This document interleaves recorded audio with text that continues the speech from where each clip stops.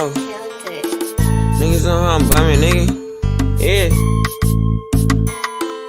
Fuck what a nigga say, I feel like Dre. Man, the game is sick. Suckers wanna play and load my K until that bitch click. Big stick, hanging out the bottom of my 4-5. No lie, if I whip it out, somebody gon' die. Only time you hard is on the gram when you go live. Flexing with a tube but never blam, I'ma blow mine. Won't show mine until it's go time. Nah, you can't hold mine. Yeah, I got the whole mine, I'm on the goal line. And I'm going for 6, watch me up the scope. Caught him at the stove, he was with his hoe. Had to let him know, that's your ass, you don't get it past. You reap what you sow. Why you speaking low? Speak up, boy, you been a hoe. Boy, you been a bitch, get off dick, tryna steal my drip. Look up in the air, you see me, I'm fly as bird shit. Never on no nerd shit, why you on that lame shit? You don't want no smoke, you get smoked with who you hang with. You know what I'm saying? Lame ass niggas talking about they on some game shit. Nigga, you's a bitch, nigga. Matter of fact, nigga, you's a hoe. Nah, you ain't no hoe, cause hoes get dope. Man, your pussy ass a cat. We fucking live, my niggas. Walk, tell him free to act. Dealing free a rat, you know he told how you sleep with. Top of the top, man. Hard to Start podcast. Y'all know what time it is. Hold on, let me pull the joint up, man. I'm back here trying to unlock the lives in certain platforms. Y'all know what time it is, man. It's the orange juice and a blunt for breakfast. While I read the paper, finna hit the block. About to see some pipe. Yes, sir. It is the Orange Juice and a Blunt for Breakfast morning show. You know, my name Hard to Start JD, aka the Guccini. You know, I got my co-host in the building. I got Mr. Bogard Scott Free with me today. The fella BabySlim. He at work right now at the 9 to 5, man, putting it down 100%. Hopefully we'll see him a little later. If not, you catch me and Bogey on A Fan's Perspective, episode 6 here coming real soon on Boogie Vision, man, 100%. Here go my guy right here, man. What's happening? My bad, my shit geeked out, right? My shit geeked out right when the countdown jumped off. They stop us from being great, bro. You know what I'm saying? They can't stop us. Come on now. Can't stop, won't stop. No diller.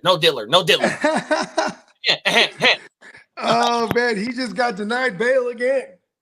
Man, they're not finna let him out because people are gonna die. He's a dangerous man. Come on now. I read that book. Yeah, I heard they took the book down. Well, I went through the audio reading of it, I should say. Of his wifey. Yeah. So I was watching. I don't know if you heard of Straight Game TV. It's Del Ray Richardson. He does a lot. It sounds familiar. He does a lot of Tupac coverage on his YouTube, right? Some came across my one of his clips came across my thing, and it was talking about the Kim Porter book, and it's a paragraph in the book where supposedly it says that Kim, Puffy, and Pac was all at Diddy's house. Yep. And he said, okay, look at this. I can corroborate this. So he says, because he's fully aware, they're like swingers, you know, right. Kim and Puff. So like he was already fully aware that Pac was already taking her down. You know what I mean? And she's loving on Pac, and he's hella jealous. So he's like, man, I'm bigger than you. This is Puff now telling Pac, you know I'm bigger than you. Oh my! You know what I mean? Like trying to whip it out on him, and he's like, "What you trying to pull your out right now?" You know what I mean? And then he was like, "Come on!" He's like, "Don't tell me you hit it." He's asked Kim. He's like, "Don't tell me you hit it better than me." Yeah. He was like, "I don't think you can hit her better than me. Make her bust faster than me." You know what I mean? And Pac was like super weirded out, and like they say that's kind of the seed of Diddy's disdain for Pac, because then also in the book they allege that Jay was the one that told Puff that when Big is done with his deal that he's gonna go with Pac and start a label like an East Coast West Coast thing. Yeah. So then they kind of, and then the Jimmy Henchman thing happens. There's all these things that fall into place, but in this book it alleges like Diddy's the mastermind behind all this. But and then I've a lot of those things I disagree with because I've went down a lot of the different rabbit holes. You know what I'm saying? The Vlad TVs and the, you know what I mean, the Say Cheeses where they've interviewed everybody under the sun. You know what I mean? And like she has some specific different shit than, you know what I mean? Right. And so the clip that I watched in the comments, even the motherfucker that's doing, I mean, it's his YouTube channel. He says that some of that shit is either not her words or it's just embellishment to to sell shit. You know what I mean? So Yeah. it's kind of fucked up because we always rumored that Kim was doing a book before. Yeah, I heard. Here's what's crazy. I've been on content in the way I've been watching, consuming content like this for like over 10 years. You know what I mean? Like for about 14 years since I've had a smartphone. We've been watching everything under the sun. I've always heard about this book, right? Right. But then it's crazy because someone like Slim, shout out to our man Slim out of Brooklyn, you know what I mean? He was like, I ain't never heard about no book, bro. And it's crazy. I'm like, but I watch a lot of smut content, so you're gonna hear about these salacious things, right? You know what I mean? But I mean, the timing of it is too. It's crazy because this book could have came out a long time ago, but like it gets put out now while all the Diddy shit's going on. You know what I mean? So, and then it got taken down. I heard the book. Yeah, like for sale now. Like it got taken down. Yeah, you know what though, bro? But it was a bestseller last week. Like it shot to like out of here. Shot to #1. Fuck I bet you Diller is the one that got that motherfucking took down. Yeah, the lawyer. I think that it's not even. It's for sure because the lawyers was like been trying to prevent this from coming out, and then I think they're the ones that ultimately, because they said like this could like. I mean, it'd be very detrimental to the case, and like the book alleges hella crazy shit, like the way she died.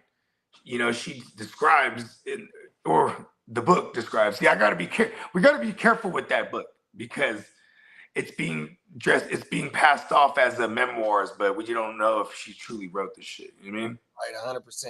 Yeah. Everything, bro. But yeah, Lee, we got Lee. What's up, Lee? We got ear to the streets, man. Appreciate you for pulling up, big bro. We got right to the shit. On everything. Tyler Huntley will start as quarterback on Monday. Mike McDaniel says that's what's up, bro. There it is. What's up, my G's? Dan SLP is a good to go for Monday. Okay, that's what's up. Hopefully we get a break. Wow. Oh yeah, today's all the we're getting all the Monday practices today. Yep. Thanks. What about Ken Walker? Give me the Ken Walker. Give it to me straight, dog. KW3, man. Yeah, babe. 100%. Well, let's kick this shit off, bro.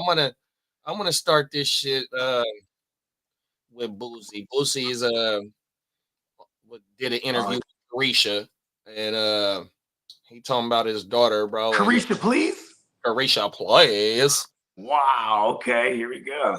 Oh, everything. Let's fire. And this is life after the diddler shit. Yeah, I think so, bro. Oh wow. Okay. Look at her. Let's fire it up. Why she's wrong? Because I don't want it to contaminate her other. It's a generation we raise. I don't want her to get contaminated to her other 6, 7 sisters who look up to her. I want them to bring me grandchildren the right way. Crazy. If I want grandchildren the right way, that's what I'm going to stand on. You know, if I don't want my other little girl to look at that and say, what's that, daddy? Contaminated. To somebody she looks up to, it's not going to come around. My grandpa didn't let it. My daddy didn't let it. And I didn't let it. I just hope the one under me, when they take this throne, they don't let it. Because that's not what our family believe in. Like you say, we Southern Baptists. You know, I love me and my daughter relationship like this. But when she understands everything, she know daddy don't go, she know. But that's what she chooses to do. But she know we don't go, we don't go for that. Man, I really don't even know where to start for real, because this ain't even my character. I don't really be getting on here and giving y'all what y'all want. But I feel like my daddy want me to give y'all what y'all want, and he want me to give him what he want as well. Okay, so he always speaking on my sexuality. The whole world know that. And it been about 2 years now that I'll be quiet. I keep quiet on it and say nothing. You know, I just go with the flow. I did everything in my power to understand that this is my father, regardless. Like, I'm gonna accept him and love him for who he is. So, I just seen he recently did an interview with Carisha, and he used the word contaminating.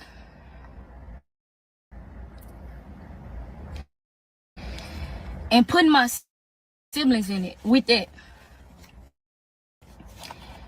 If you know me,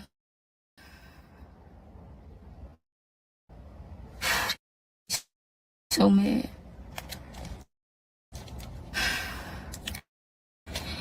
If you know me,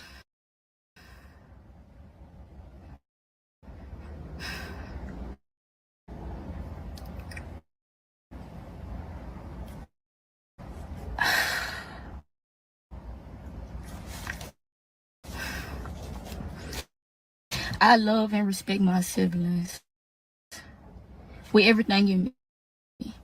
And they respect me and love me with everything in them. When you getting on their nerves, I'm who they call. My siblings, most of my siblings, teenagers. Teenagers you don't want to let grow up. But okay. Another thing. You keep speaking on me gay. You keep doing interviews and I don't say nothing, right? The first ever interview you did, you said you found out I was gay, that I like girls and I had a girlfriend from a picture that went viral. That was a lie. I let that slide. I never addressed it. You found out I was gay a year before that. The incident happened in Jamaica when I was a gay B word. When you called me a gay B word. So if the world really knew all the things and the hurtful things you told me before and I forgave you,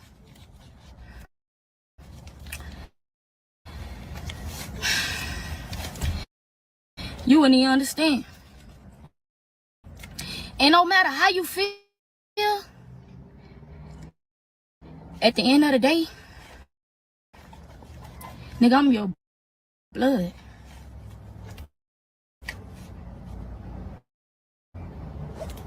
I am your daughter. It's like the whole world can go against you, but I haven't won. I never downplayed you. I never said you was a bad father, because you're not.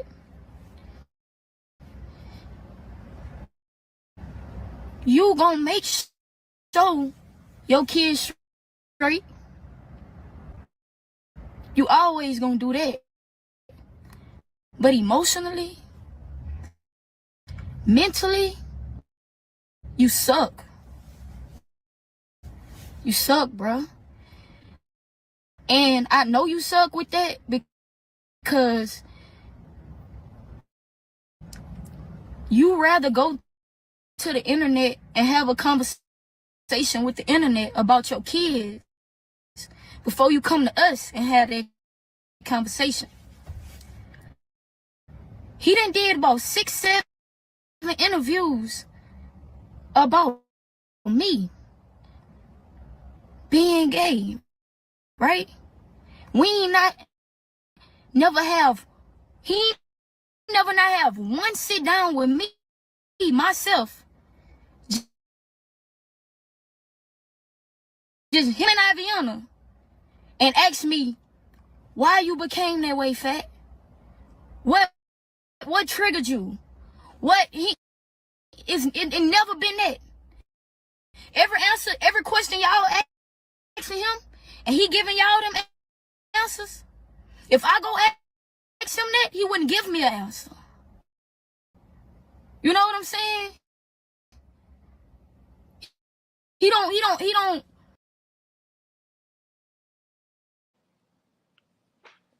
Okay, I know that video was a little long. Yeah, that's Bootsie's daughter. Relly.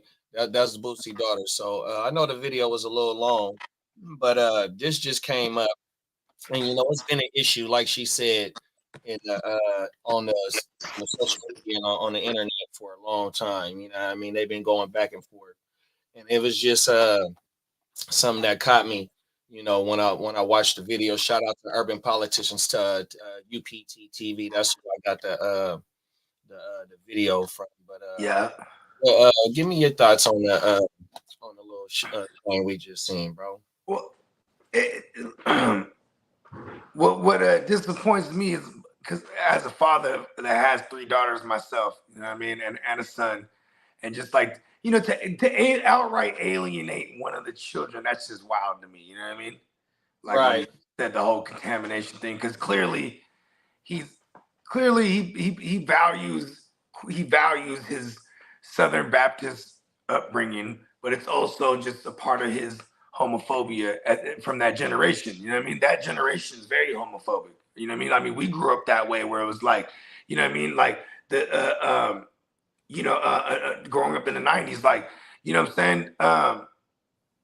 Like even in Frisco, you had a whole area where, you know what I mean, the LGBTs were at, you know what I'm saying? Like, yeah. Versus like nowadays, everyone's intertwined. Like, you feel me? Like it's, what disappoints me with Boozy as well is like he's young enough to be able to adapt.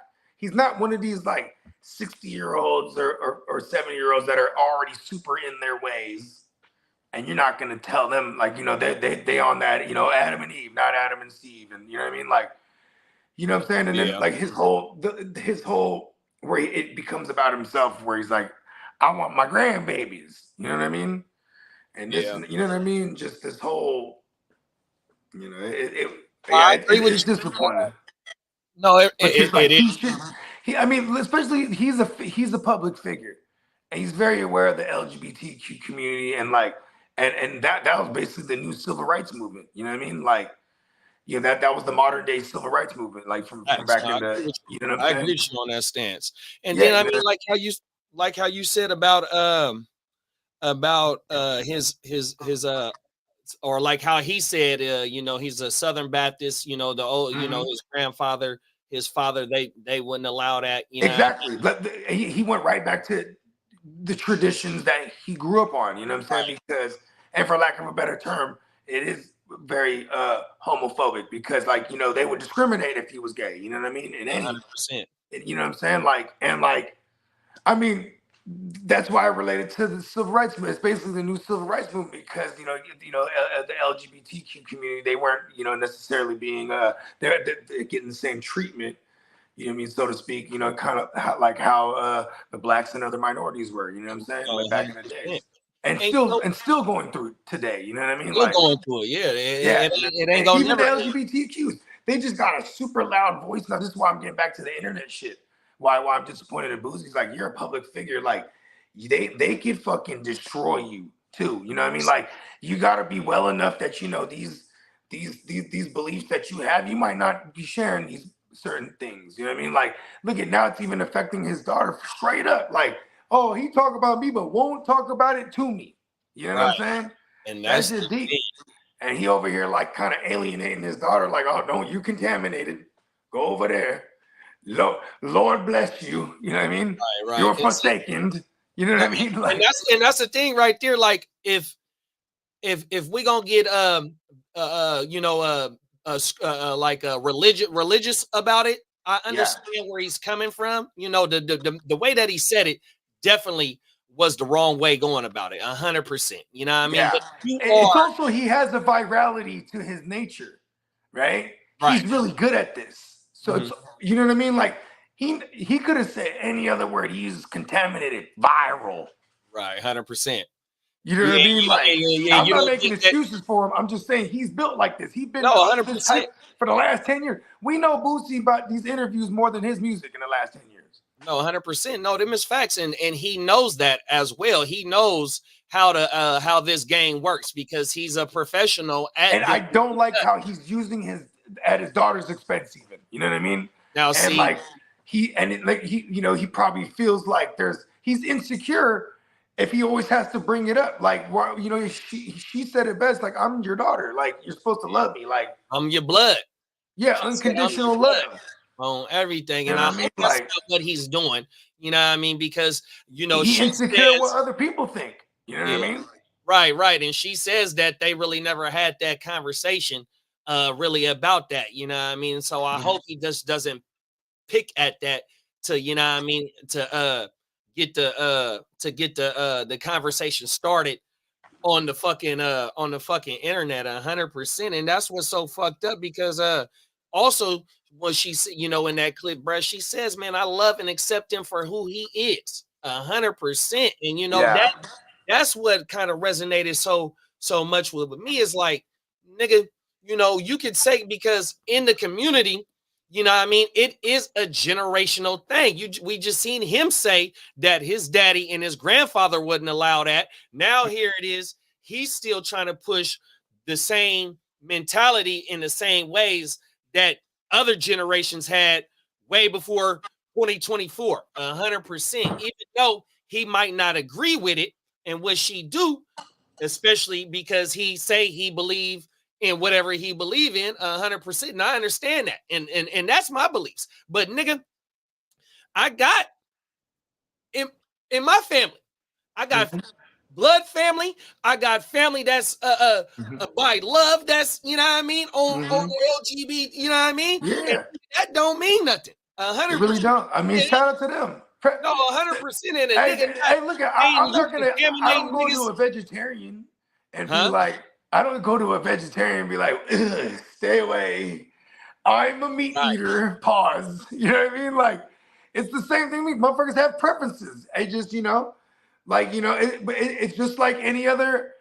Like, I would imagine if there was a gay woman who was like hollering at a straight woman, if she might have felt uncomfortable. If not, she might have felt flattered or something. Who knows, right? That same thing. But then you put it with a gay man and a straight man from the eras that we grew up in, like that shit, motherfuckers would be mortified. They might even like try to do harm and shit because that's the type of fucking, that's the type of extremes it was for the longest of how the homophobia was in those generations, bro. Like I hate that I said that word a lot, but then I'm just like, that's the only way to describe it. Like, facts. I mean, you hear stories of, or you didn't seen like shows and shit and how it be dramatized to where a motherfucker, the parents are trying to beat that shit out of them, or they didn't been trying to shock therapy, weird shit to get that shit shock out therapy of them, you know before, but also little mama said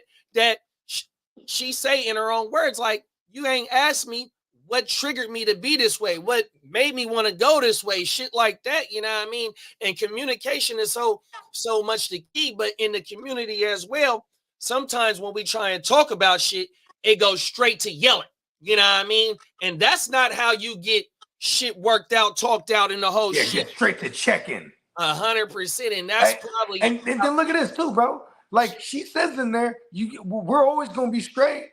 You always got it straight. But, you know, he been in and out of prison. He always on the road. You know what I'm saying? He might not have really been around like that outside of his money being around to make sure they're secure, quote unquote. But like she said, yeah, but not mentally. Like, you know what I mean? And so he wouldn't, it might have been he might be upset too, just realizing when she come out that she's gay, and then he's like, he feel like, damn, how did this happen? It's like that realization probably hit him hard, like, oh, I wasn't around. Right. You know what I mean? Yeah, that I might have provided and all this shit. So it's on his cut, like you said. Remember, he would throw them parties and have like 50 naked women running around, bro. Remember, it used to be like topless, like mandatory. Remember that shit? Throw parties like that. That's when his first Instagram was cracking, because he's having Instagrams and they be taking his Instagrams from him. But bro, they were doing like the cucumber challenges and shit, bro. Like this guy he was throwing them crazy. Like, see, you know what's funny is once the Diddy started popping up, like I'm not talking about like he's in some Diddy shit like that, but I'm talking about like, yeah, he was definitely doing them like publicized, like mass for like, orgies and shit. You know what I mean? Like, I'm just saying, like, if this is an environment that your kids was around too, you know what I mean? Like, right, no facts. I'm just saying, like, you know what I mean? Hey, show each one, teach one, and sometimes they're learning just by watching. You know what I mean? The apple don't fall too far from the tree, bro. That's what I'm saying. So and the fact that he's trying to project it all onto her, like it's some issue that she has outside of all. He said she got 7 sisters. You know what I mean? Like the contaminating word, like that, yeah, that was wild, bro. Really? Oh, everything. Yeah, that kind of made me not like Boosie. I ain't gonna lie to you. Yeah, that kind of made me not like him right there, because he was always like a good example of this hood motherfucker. I mean, I think he still is, but somebody who just came up, he really just taking care of his family, and like, you know what I mean? Like, fucking have 6 baby moms or whatever the fuck it is. You know what I mean? Just having them all, they all live there too, and they have all their. They all got their own house, apartments. They all got everything. Facts. He do that. Whole big ass land. She said Boozyville. Boozyville on my mama, and she said, no matter what, you gonna make sure your kids is straight for sure. You know what I mean? It's just financially. No, 100% on everything, but the mentally. And look, and that's sad. I like that sometimes. You know what I mean? I know. Sometimes you just fall victim to your everyday thing. Yo, just going, and see, mine's is of that age as well too. 23, feeling the hardships of life, the ups and downs. You know what I mean? Of being an adult, 100%. I got to make sure I get in and just make sure that I tap in and how your day was. You know what I mean? Shit like that. Yeah. So that shit, man, this shit get rough, and you don't never want none of your babies to feel like they out there on their own, you know what I mean? And she's on this motherfucking social saying, I don't even want to do this. We need to have this talk between me and you. We don't need to go to the net for our shit, man. And like you led off at the beginning, this is his way of trying to get the conversation started, which it really, you know what I mean? Yeah, he want to talk to everybody else about it in defense of his own insecurities, because like, there's probably people that are saying, if there's other people that are probably saying the same shit. She probably was exposed to all kind of that freaky shit and this and that. That she might like women because of the way you portrayed women and how you just kind of had them around as like, you know what I mean? Like you never know. There could be elements that, and then he's like, nah, fuck that. You know what I mean? I'm Boo's badass. You know what I mean? I know. I raised my kids, goddammit. Like the Southern Baptist way. And the main thing is just supposed to be. No, facts. You're gonna give me my grandchildren. Oh no, don't even say it. Don't. Dad is talking. You know how it be? Yeah. A motherfucker just get to checking, and then like, don't even say nothing on the internet. And she even said, I didn't say nothing for 2 years, and now you just that one hurt her though. Like that was fucked up. You know what I mean? Like, I'm actually proud of her for coming out to say that shit. Maybe that'll make Boosie a better person. 100%. You know what I mean? Because man, that's fucked up. And that's the thing, bro. It's like, the saying is communication rule the nation. 100%, man. If we can get better with communicating with each other and talking this shit out without raising our voices, and you know what I mean? Of course, the emotion gonna come out when it's a serious ass conversation, but being able to dial some of this shit back and listen to a motherfucker when they talking instead of just, you know what I mean? Let's go ahead and see if we can really have a conversation about this shit, especially if it ain't really been talked about never before. You know what I mean? 100%. So I just hope they can get their shit together, because you know what I mean. She seemed like, nigga, no matter what, of how much hurt she feel, she 10 toes, nigga. That's my pop, nigga. I love you, nigga. I accept you, nigga, and the whole shit, nigga. Why I just can't get the same feeling back, my nigga? Man, like okay, this is like completely like different, like context wise, but like when we first moved up out here out of the Bay. And, you know, my daughter, she in high school, all her friends that she'd been like, you know, knowing for like years, you know what I mean? And I you know, I mean, in her version, I ripped her away from all her friends and moved her out here. And like first year was like semi-tough for her, you know what I mean? And she was like, you know, it was like, you know, she's a very sociable person, but here she is at this new school and she don't really have no friends in the beginning. And then like, she just wouldn't talk to me. She'd be mad and she would vent to my girl and not tell me shit. And then like, I just felt naked, bro. Like, fuck, like, you know what I mean? And then like, I try to talk to her about it. And then like, she would get really fucking mad. And it's like, oh, you know, this and that, my friends, and I don't know anybody out here and this and that. I'm like, damn, like, you know, cause then I'm like, I'm looking at her like, you're hella resilient. You're going to be all right. High school is like a blip.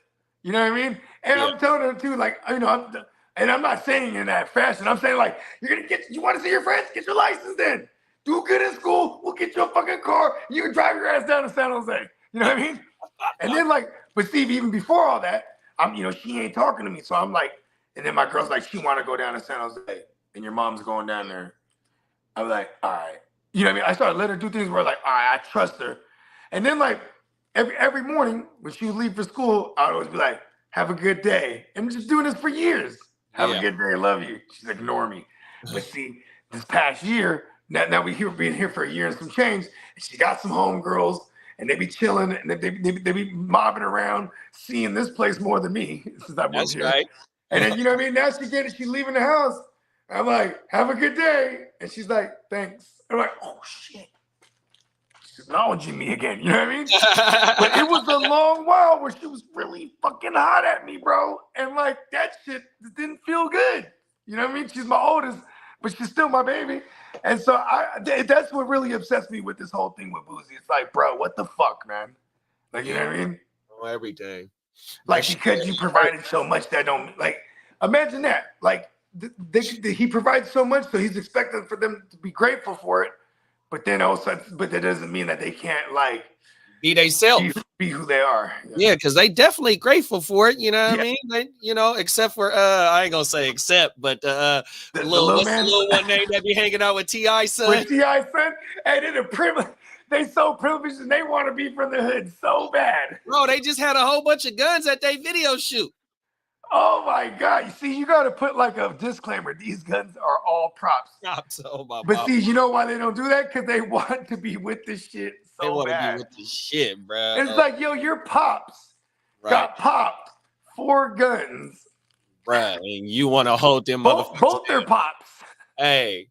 Bro, you know what? What's so funny, right? So the motherfucker funny as fuck to me. Hey, look, I'm finna watch this. So the motherfucker Adam 22 go interview young Woody, right? The YSL dude that's on trial. Yeah, Woody. Yeah, they went to the I saw the clip I saw the little vlog.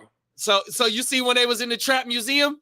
Yeah. So you see how T.I. got the thing with all the guns and shit in it looking like they rated. The trap museum was so James Bond. And that was the funniest ignorant shit I've seen in a while, man. Bro, he had and look at how the game is. You got Adam 22, culture vulture extraordinaire, running around with a known rata in the trap to taking pictures with people and shit. Like, this is crazy. In our days, a rata, he's not even. He already did one too many interviews. Hey, he can't pop out and show niggas. You can't pop out and show nobody, but you're gonna get popped. Fuck that shit. This is a crazy day we're living in. That shit is crazy. It is, man. That shit is wild as a motherfucker. That nigga T.I. had the full on what do you call that at a museum? What is it called when What do they call that? The wax shit? Yeah, you know, the fucking a bust?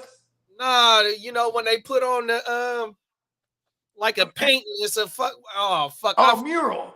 Yeah, some shit like that. So they got that motherfucking in that motherfucker. So it's his closet, and you got the nigga got a thing where it's some suits. Oh, it's like you in IKEA. It's the whole setup. Man, it's the whole setup, bro. So it's That's like right. how his house was when they raided his house. So the nigga got the James Bond closet. So it got his suits hanging up. Then it's like you got to press a button to get to where the guns and shit is. So you got his suits, then you got some big guns, then you got some guns like where you it's two guns, like how you said the 6-shooters is 2 revolvers, like how gold revolvers is expensive ass guns. Then you got more big guns over here. You got some little shit right here. So it's like a replica of his closet when they raided that motherfucker. Oh my mama, that shit was funnier than a motherfucker, bro. I swear to you. Do you remember that show Punked? Ashton Kutcher? They punked T.I., they put bullet. He was getting on a private plane, and they're like, oh, we gotta search your bags again. Like, we already went through customs. They're like, no, we gotta search it again. And then they find bullets in there. Whose bullets? He's like, oh, hey, mine. No. I don't remember that one. This is in the height of him already getting popped for all this shit. You know what I mean? Oh, my mama. And then Ashton Kutcher came out. He's like, oh, you got bullets in there? And he's like, oh, this motherfucker. Oh, my. He was scared. He was scared on that one. He was scared as a motherfucker. Oh, my mama. He went right next to him. Stood right next to him. And as soon as he looked down, he's like, oh, God damn. He got him in a headlock, started fucking him up. You know what I mean? Oh, my mama. He was hot to the motherfucking, bro. Oh, but he was thanking God, too. Thank God. Because this was in the height of doing that tour where he had to go speak to kids and all that shit. It was part of his shit. Yep. Because you know what I mean? They were like, all right, we're gonna give you a year probation, but part of your probation, you gotta do all this fucking public service shit. Oh my mind. Yeah. Use his celebrity, you know what I mean? Facts. We got Big Bro Derek in the building. Big Bro, top of the morning, man. He's mandatory training OT right now. Still sick as hell, but working from home, man. You got to make sure you go. He's at home now. Home. Hey, he was sounding terrible the whole week, bro. And I'm like, they still letting you go to work? He's like, hell yeah. That's crazy. I got to. Like, they won't. Yeah, I mean, shit. I think he's like, because this is his new job too. So I'm just assuming there's probably like a probation period. Or he even said he's still doing some training too. So, yeah, man, you got to do what you got to do. And you know what's funny too is them other motherfuckers, like, if people get sick, even when you see people coming into work and they sick, you're like, oh, what are you doing? Like, you hear 100%, bro. Like, you know, bro, like you about to get me sick. Ain't COVID. It's about to be flu season. The flu getting stronger. All the commercials right now promoting your fucking COVID shot and the flu shot right now. 100%, bro. That shit crazy. Like, man, you already know, bro. Like, let me chill out. I don't be missing no days like that, man. Oh, man. Yeah, I might be having like a man, see, here's the thing, man. It's like, I think wearing a mask is smart. 100%. Yeah, you know what I mean? But like, even me, like when we moved down here, it's like, damn, ain't nobody wearing masks like that. But everyone kind of just like stayed away from each other a little bit. But then it not, you know. But then you go to like it's still real. COVID was just in my household not too long ago. I had the shit not too long ago. Knocked me down for my my birthday and Christmas, everything. I had to spend that shit by myself. My mama, COVID still realer than a motherfucker, bro. Everything. So y'all be safe. I appreciate you for pulling up, big bro. On my mama, you already know what time it is. Get better, Derek. Come on now, 100%. Lee say morning, Derek. Top of the morning. We got Piggy in the building. Top of the morning, Piggy. What's up, Piggy? Sir. Hey. Trying to get banks, man. Big banks. 100%, bro. You got anything going out on that boozy shit? Man, you know, that shit crazy. He's a public figure, so I would assume he knows better than that. But apparently, you know what I mean? I mean, just like, I mean, he might be mad at the entire world right now. Like, he got another case and others, you know what I mean? Like, man. That shit, crazy, bro. I will say this though. I'll be glued to everything boozy. Even though I just said this made me kind of not like Boosie, I'm still gonna be watching all his goddamn interviews. He's fucking. 100%. He has that kind of his personality, like you know how like there'll be like things going on in the world. I'll be like, I wonder what Boosie thinks about this. You know what I'm saying? 100%, because it ain't no filter. It ain't no holding back. It ain't no it ain't gonna be no whole shit. Yeah, it ain't 100%. And this time too, I you know, like I always treat life like poker, but you gotta read everybody, you know what I'm saying, and get a good read. You know what I mean? Or they can get your ass, you know what I'm saying? For all of it. The good read is though, bro. And like, but here's my thing though, is like my thing with, like when I can read Boosie, like this is just he's in his ways. You know what I mean? He views that as shame on his family. You know what I mean? Yeah, no, 100%. Yeah, that's sad because I don't see that changing. You know what I mean? Otherwise, because if he was smart, and I hate this is where the industry comes in, right? Because once you start supporting things like it hurts your bottom line to not support it, they'll support it. Remember, there was a time where Kaepernick was taking a knee, and everybody was like, "Oh, fuck football," right? Then, like, it became really known what he was doing, and then businesses like Nike put him on, and it was like, okay, now you had to not turn a blind eye to this because it would hurt your bottom line. You know what I'm saying? This is something that's probably gonna hurt his bottom line because there's layers to that one. A whole bunch of it, bro. They're probably tearing him up already for this. I mean, this is the first time I heard this shit. That's why I like this. I'm actually reacting to it. You know they is, but you know he don't give a fuck about that though. He don't know. You know what I mean? The way that he goes about his business and handles his business, you know, he's 10 toes still getting it out the gutter. 100%. You know what I mean? He'll pull up like he said on camera himself. When he touched down and do an interview in somebody's city or something, nigga, he tapped with 100%, nigga. You want a feature? Woo woo woo, nigga. You want the video too? Woo woo, nigga. Let's work. You know what I mean? He's still so what he say. He really don't give a. I mean, you know, I ain't gonna say he don't give a fuck. It's just that's really how he feel because based on he don't care about the outside shit. You know what I mean? And you know what's kind of crazy is like what like them cats down in Dago that he did the song with. They fly him out, or he flies himself out because he said he was gonna do other things in LA as well, right? But like I'm just gonna throw a number out there. What do you think he got, like 20 bands for the video and the verse, maybe 25, maybe? Man, these were some young money. Rate is. These young cats were some money getting motherfuckers. They were having a bag for sure because they were that 20K was all cash.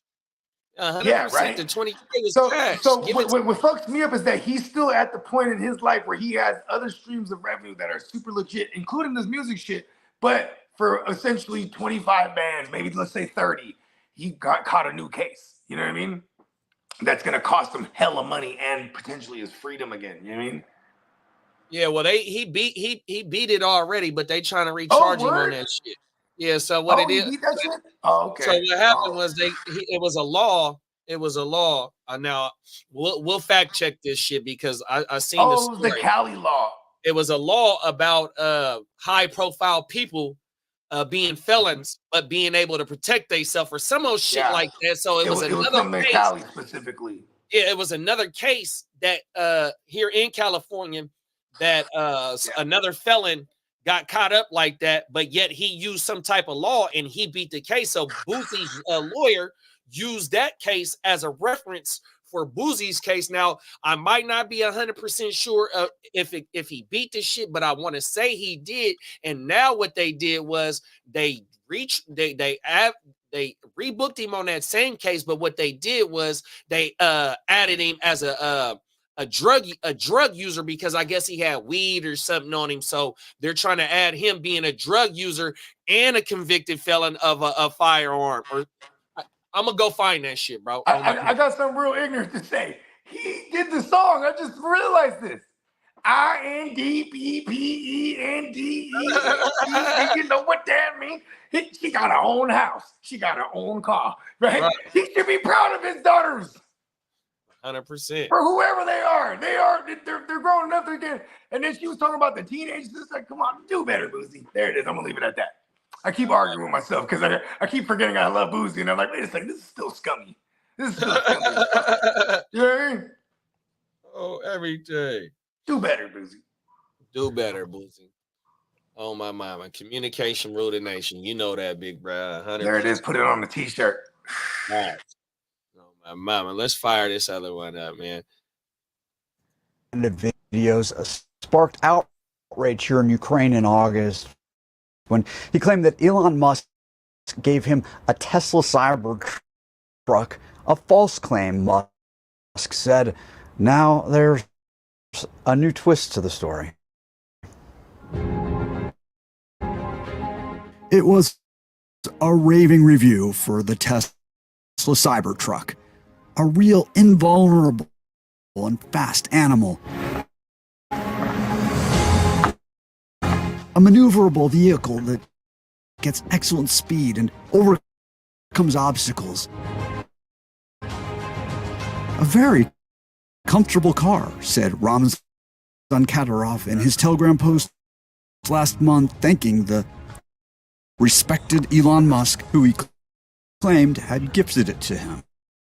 I literally fell in love with this car. Elon, thank you, gushed the notorious U.S.-sanctioned Chechen warlord, who said he would donate the vehicle with machine gun mounted on it to Russian forces fighting Ukraine. Amidst immediate public outcry over the Chechen terrorists' claim, Musk, on his X platform, forcefully denied donating a Cybertruck to a Russian general. Today, Kadyrov is no longer the happy Cybertruck owner he was just a month ago. He feels cyber-punked, accusing Musk of disabling his vehicle, saying on Telegram, that's not a nice thing for Elon Musk to do. He gives expensive gifts from the bottom of his heart and then remotely disconnects them. That's not manly, he says. I had to tow the iron horse. How could you do that, Elon? Tesla could apparently do that, remotely brick the $80,000 truck with just a few mouse clicks. In the newly released propaganda video, Kadyrov claimed 2 other Tesla Cybertrucks he deployed to the battlefield in Ukraine are still in operation. Yeah, they buying Teslas and they using Teslas mounted with all, because the Teslas are basically bulletproof supposedly, right? Is that what it is? The Tesla trucks, yeah, they're supposed to be like impenetrable. Remember a long time ago, there was like, they were trying to say that was bulletproof, then he throws like this thing and it breaks the window and he's like, oh shit. It was like during like one of the demonstrations. But then supposedly that's how they're promoting it. Like it's supposed to be like impenetrable or quote unquote. That motherfucker is they said he's a Russian terrorist, bro. He's a general in the fucking Russian army, bro. He's Putin's peoples, bro. Oh my, hey, look at this fool. This is crazy to the motherfucker because he like then he, because propaganda goes back to like this is how Russians fight war, not just how they're fighting it in that sense, but propaganda is part of the warfare.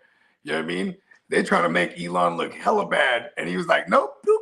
Hits a little touch of a button, shut that thing down. That's why you don't see nobody doing no drive-bys and no Teslas. Bruh. And shout out to West Side Gun. Do it, you know what I mean? If you talk about doing drive-bys in the Tesla X.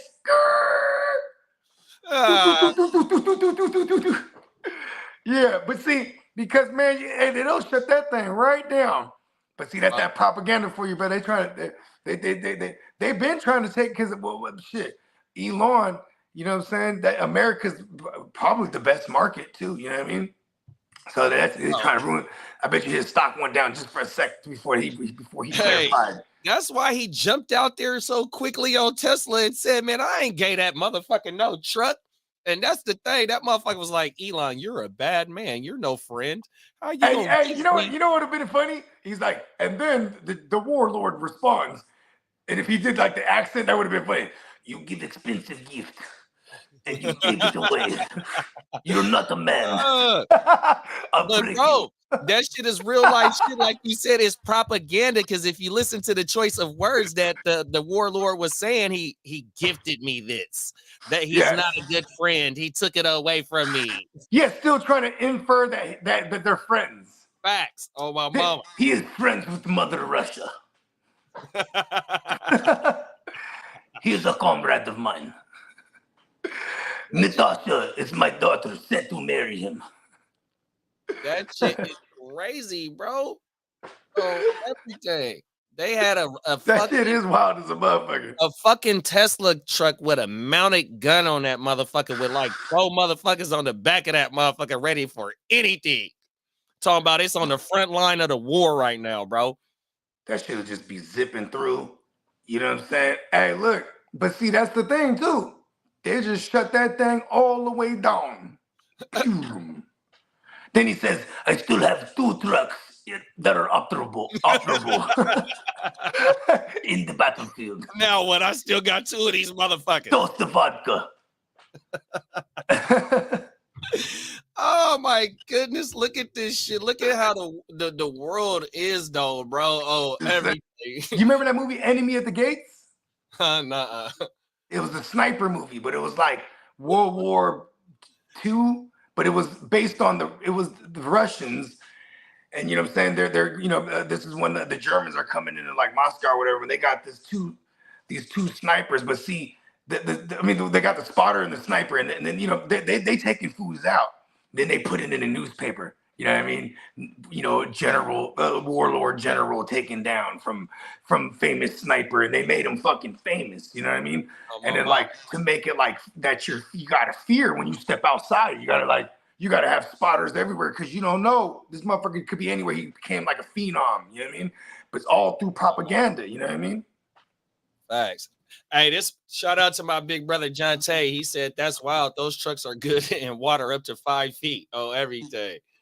Facts. You ain't lying, bro. That's my bro. That's my bro from the east side. Okay. That's what's up, man. Shout out. That's him. That's the fan bam. Oh, everything. Shout out to bro. Story Road. Is it Story Road? Oh yeah. You see, it's from the east side. Oh yeah. Okay. Yeah. He's from Story, or that's him. He was off of Telly. Yeah. He look. He said East Side stand up. Yeah, let's go. East side stand up. I miss home. You know what I'm saying? One thing I don't miss about home is because before I look outside and be like, it's like the weather, like the homeless. You really look outside. Oh, it's really homeless out there. You know what I mean? Hey, he said down. King and Story. He there said King and Story. That's the old school classic strip right there. I was born off of I was raised off of King in Monrovia. You know what I'm saying? That's where I was born at, man. Shout out to the hood. Let's go. He know what you're talking about. Yeah. East side stand up. And them homeless be out there, man. It's like the weather for real. You gotta get a plow out there. You know what I mean? Drive through this bubble. You go to the liquor store, you gotta go through like 20 motherfuckers that's asking you for things just to get through. And you know what I'm saying? Back then, I'm still, what was it? I've only been away for like years of change or whatever. But you know what I'm saying? I used to do the makeshift hazmat suit where I got the hat and the stunners and the mask and the gloves, and I'm just like trying to make my way through the homeless thing because they got hepatitis A through Z and COVID potentially. They got in my mind, they got it all. Hey, look. At my job, they was trying to force us to get Hep C shots because of the fucking homeless. Yeah, bro. Because of the homeless, bro. Hey, hey, listen, I'm never opposed to giving somebody some money too. If I got like a couple, like a few dollars, I'll be like, I'm gonna put it on the ground right here. I'll put it right here. You stay right there. I'm gonna put it right here. Then you retrieve it as I make my way. I don't even want that air on me. Because they out there thick, bro. It's like a city. It's a city within the city. Watch. Bro will tell you, off of Capitol Expressway, right? They have these, there's a creek over there. And this creek essentially runs through the whole east side, essentially under the roads and all this shit, right? I know. But this creek, they got this shit back in the days, they used to call it the teacups. It was like these man-made dirt ramps, and everybody used to ride their BMXs there. We used to go paintballing and shit. But then in the 2000s, or actually after the recession, then it just became like a bum village. And like they got like canopies and shit. Like it's a whole city. And then because it's like another Skid Row, but in San Ho, you know what I mean? where like, you know, motherfuckers, they got work in there too. You know what I mean? Where now you gotta watch, you got the crackheads and the ones on the titi and the ones that walking around with a syringe in their hand. That's me, I know, like, bro. whoa, back up. You know what I mean? I get paid to be at them camps. And you know, I know everything you talking about, bro. I know exactly what you talking about, bro. It looked like Mad Max in the Terror Dome. Yeah, everything. It's like Walking Dead for real. Oh my mama. Only they talking shit, and then like they can steal stuff from you. Like, hey, Big Bro said from East Ridge to the foothills. Exactly. That's exactly from the East Ridge to the foothills. And see, my studio used to be outside the. It was at the Hillview Airport right there, right? And like it was crazy because I'm kind of getting a little off tangent, but so my studio was in that airport, and when you drove on this little area right here across from the mall, right? This is federal grounds now because it's private shit, so it's federal, right? And then, so they had a little police thing there where the police would change their shifts. You know what I mean? And so we was, and you know, my studio allegedly was the jump off spot, so we would just smooth be in there, and they couldn't drive on our shit. They couldn't drive onto our shit, man. Yeah. Wow. So we was just in that motherfucker, man. But they would be right there there was like a baseball field, and there'd just be there was a little station, and they'd be in there changing shifts. So you just said they were having their coffee and donuts and shit, you know what I mean? We would just drive right past them into the airport, and they can't follow us in there, you know, whether they want to fuck all these these motherfuckers doing. Oh, everything. That's you know crazy. What I'm saying? It's like, I had my business license, all this shit. We were super legit, but it just still happened that we were on federal grounds. You know what I mean? Facts. Yeah. Big Bro said they just cleared out that homeless camp last summer. Oh, word. Yeah, they used to set fires to that motherfucker like routinely. So you know what I mean? Oh, he said that they bringing the BART and the VTA to the ridge, so it's all getting cleared out now. They're bringing the BART there. That's crazy, huh? Wow. I mean, we used to go to Fremont to jump on the BART to get to like the city or to the town, or you know what I mean? Like before we had whips like that, you know what I mean? Facts. Yeah, that's loped out. Shit, I used to jump on the Caltrain to get to to go to the city. Yeah, we the last game we did for made my cousin rest in peace, Kev Pops, Big Kev. The last game we did, we drove, I think, to El Cerrito, I think it was, whatever the first BART station is when you coming up from SAC on the 80. We parked right there and just took the BART to the Coliseum. It was me. Yeah, the BART. I didn't realize the BART goes all the way up there. Oh no, Smoothie. It was me, Els, Kev, and Smoothie that all did that. Oh my mama, nigga, we got the fifth of yak with the Raider fans, nigga, on the BART getting fucked up. Oh my mama.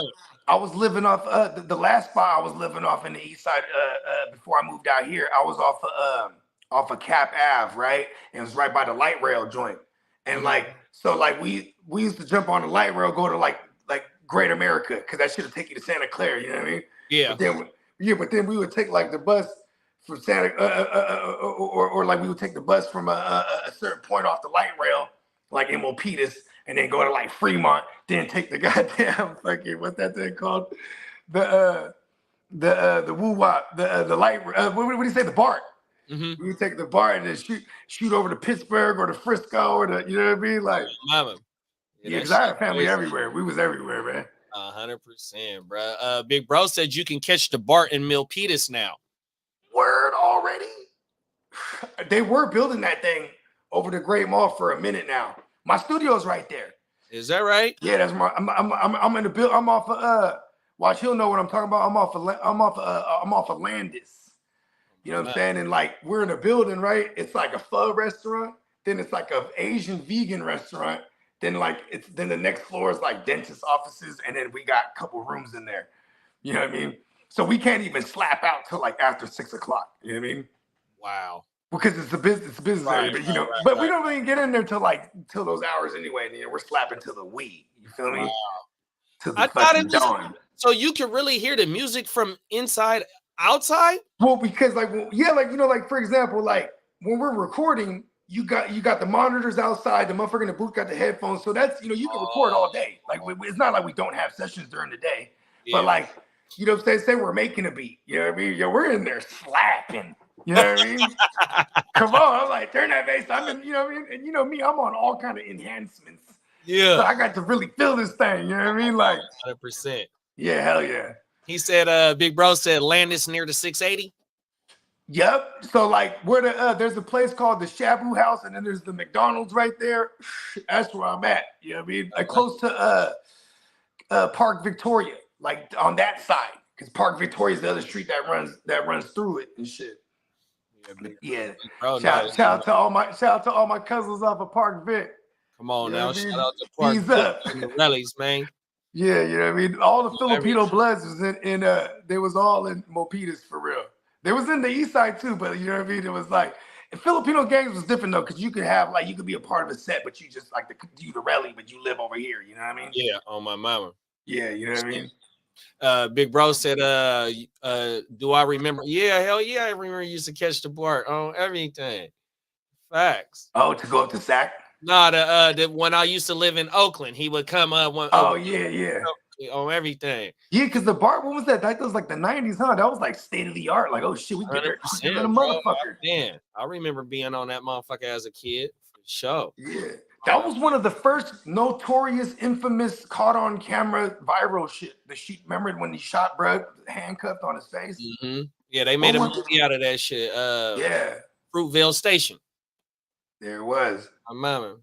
Yeah, from Fremont to Fruitvale. And see, we just said the Fruitvale Station. Mm-hmm. So that's where Big Bro used to get off at, because that's the closest station to where I used to live at in Oakland. Mm-hmm. On everything. Bro, when I was a freshman, we was still like heavy in Street Fighter, bro. And you know, we had weed like a motherfucker. So like we would like go out there and just battle motherfuckers in Frisco. Cause that mall over there, they always had some hitters, you know what I mean? The one on we were on that Capcom versus the Metropolitan Mall. The one that got the circle, they go around in the circle. Exactly. Oh, everything. And you know what I mean? And it'd be all the different woo-wops out there, you know what I mean, that you don't see in your home. They're like, oh, that's how they make them out here. You know what I mean? On my mama. We used to go. We had the rally out there, so we was always straight. You know what I mean? He come through like, yo, come through out here, brother. Gaming out here. You know what I mean? And then, you know, that was a different world too. Motherfuckers respect. If you game and you good, you know what I mean? That you know what I mean? They fuck with you and you burn, then all of a sudden now you see them like, oh, what up? You know what I mean? Because it's like a respect thing, because you're like, all right, this fool don't play right here. You know what I mean? We was on that Capcom versus SNK. Like that shit was like the shit for years, bro. No facts. Yeah. Facts. It still is, man. Matter of fact, on the PS5, one of my homies, Slim, knowing too. That's one. He a Brooklyn nigga too on everything. Shout out to my dog. He on that with the Street Fighter 6 right now. That motherfucker. So he got that. I don't know what. He got the is, but it's one of the newer ones. But the motherfucker on the PS5, you can play. So I don't have to have the game. All I gotta do is be friends with him, and he could put the game on, and I could play that nigga. Bro, I swear to God, I'll be having dreams playing Street Fighter, man. Like, I played that shit for like the first 20 years of my life. Like 100%, bro. Like straight up, like just out the basic. Well, maybe not first 20. By the time I was 6, I was on the sticks, bro. 100%, because that I remember the first Street Fighter in like 88 or 89 or whatever it was, because it was at my corner store. 100%. Exactly. It'd be at all the liquor stores, all the Pizza Hut. I used to, when he used to go play the motherfucker too. It was right around the corner from the house. Every liquor store had that motherfucker. Huh? Every liquor store had that motherfucker. They had hitters. You had to lock your bike up. Somebody was I got my bike stolen trying to wait in line to play that punk ass game. That's what I'm saying. It'd be like that. Somebody be hot as fuck. Just got booted off the stick. They just, you know what? Taking this bike with me. Hey, my dad got that bike for me when he first got out too, though. They remember that story, but man, check this out, bro. They done lifted my bike one time, and I was hot. I was like in the 5th grade. I was hot. That's how old I was. And I came back to the same store though the next day. My bike was there though, because the liquor store dude, he didn't see me since I was the wee type. You know what I mean? He's like, yeah, got your bike. I'm like, oh, good looking out. I went home immediately. I was like, no games today. You know what I mean? Oh my God. I walked to the store. I came back ready for something too. I was like, anybody with my bike.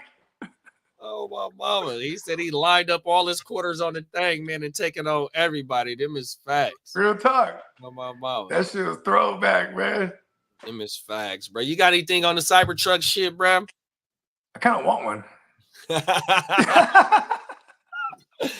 Nah, just don't put no guns on the back of that motherfucker. Elon not gonna shut you down. Real. He might have one. He might have a war ready one for the Americans with like plasma cannons on there or some shit. 100%. Some shit that he got from the aliens. You know what I'm saying?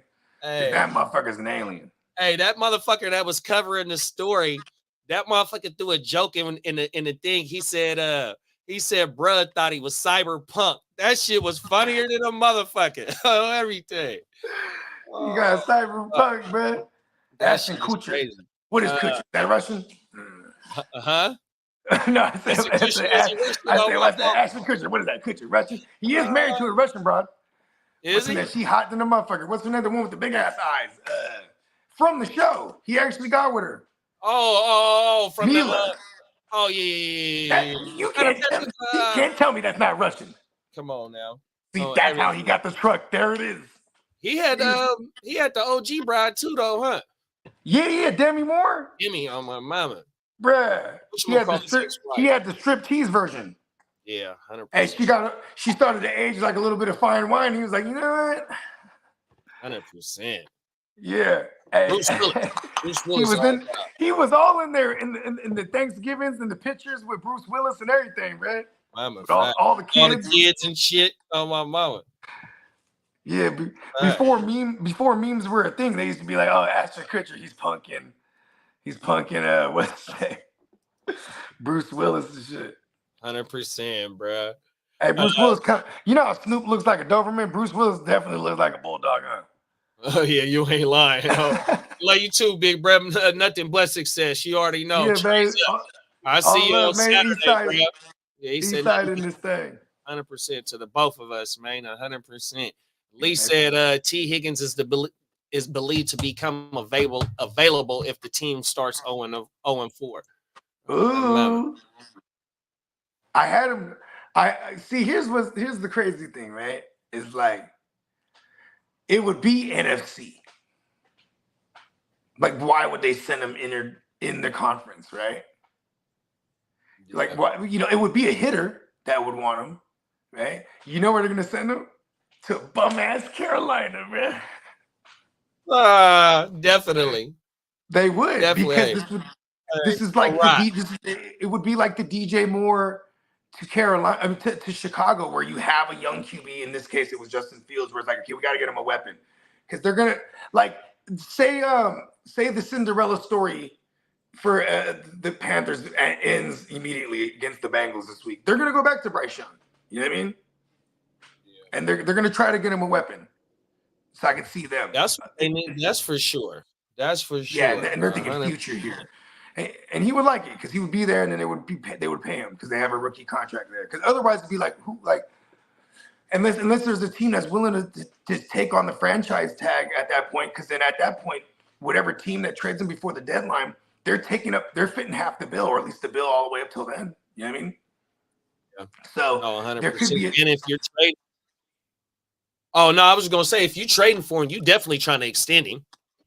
Yeah, and I don't think it would happen on the spot if you were a contender, right? Because if you're a contender, you might trade for him just for this year. You know what I'm saying? That's a rental, huh? Yeah, but that would entail. But I think someone like Carolina would give up like some real assets, like a second and a third. And that was going to be my next question: is if it is a contender, what are they giving up? Because he had a second round tender on him to begin with. You know what I mean? And no one, that was on the table with the franchise tag with a second round tender. Nobody wanted that. You know what I mean? So, because it was T. Higgins coming off of an injured year. You know what I mean? So they franchise tag him just to retain him because they ain't fit. And then this is the year that he could show out. You know what's crazy is Joe Burrow went to him 3 times in the end zone to no avail. You know what I mean? They're really trying to shine him up, make him look good. 100%. Hey, we need that stock to go up, man. Oh, everything. You ain't lying. Talk. Let's. Big bro said East Side stay up, man. Yeah, baby, for sure. 100%. Likewise, baby. Watch out for the homeless out there. I can't believe they cleaned out that whole thing. That's crazy. That is crazy, bro. Facts. They not playing, bro. It's big business going on right now. Yeah, you ain't lying. On everything, but because you need people coming in for the tech shit, bro. And coming in and out. You know what I mean? That's how I got moved down. Motherfuckers is moving in because, like, if you know what I'm saying, if you ain't own something from 20 years ago, you know what I mean, like, you try to buy something, it's gonna be real expensive, and then or if you're renting, it's hell expensive. Facts. And then part of the homeless situation is part of Gavin's doing everything. Real talk, you motherfuckers, man. You try to push him out. It's his fault. It's his fault, man. Everything. Let's get into the next one, bruh. Let's do it.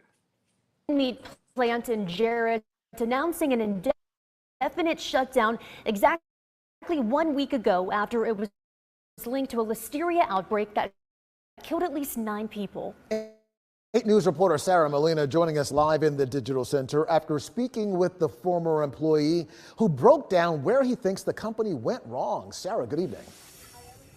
Eric, good evening. After seeing our initial coverage about the shutdown last week, former sanitation manager Terrence Boyce reached out to me. He says he was the Jarrett plant's first and last employee to fill that role.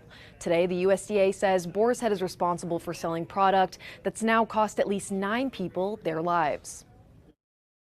When you saw all this stuff coming out in the news, after seeing what you saw when you worked there last year, did any of it surprise you? No. No, not at all.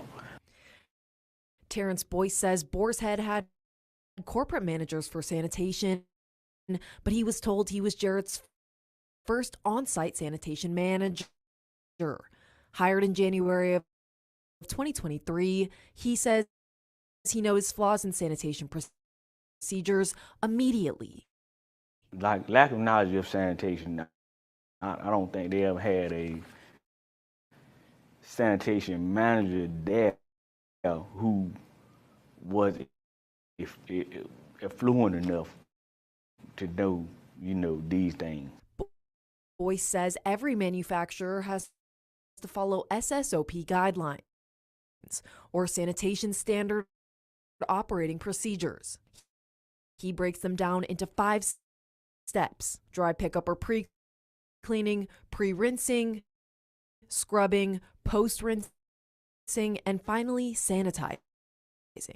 He says he noticed major flaws in how at least 3 of these 5 steps were being done, pointing out the lack of bleach and insufficient training, noting that ample time was not allotted for sanitation. The rack wash machine also caught his eye. You have a series of racks that's coming from the side where you may have listeria. See, you may not have listeria on the raw side. Reports from inspectors detail things like mold and mildew, blood puddles on the floor, bugs, rancid smells from the cooler, and even meat buildup on the walls.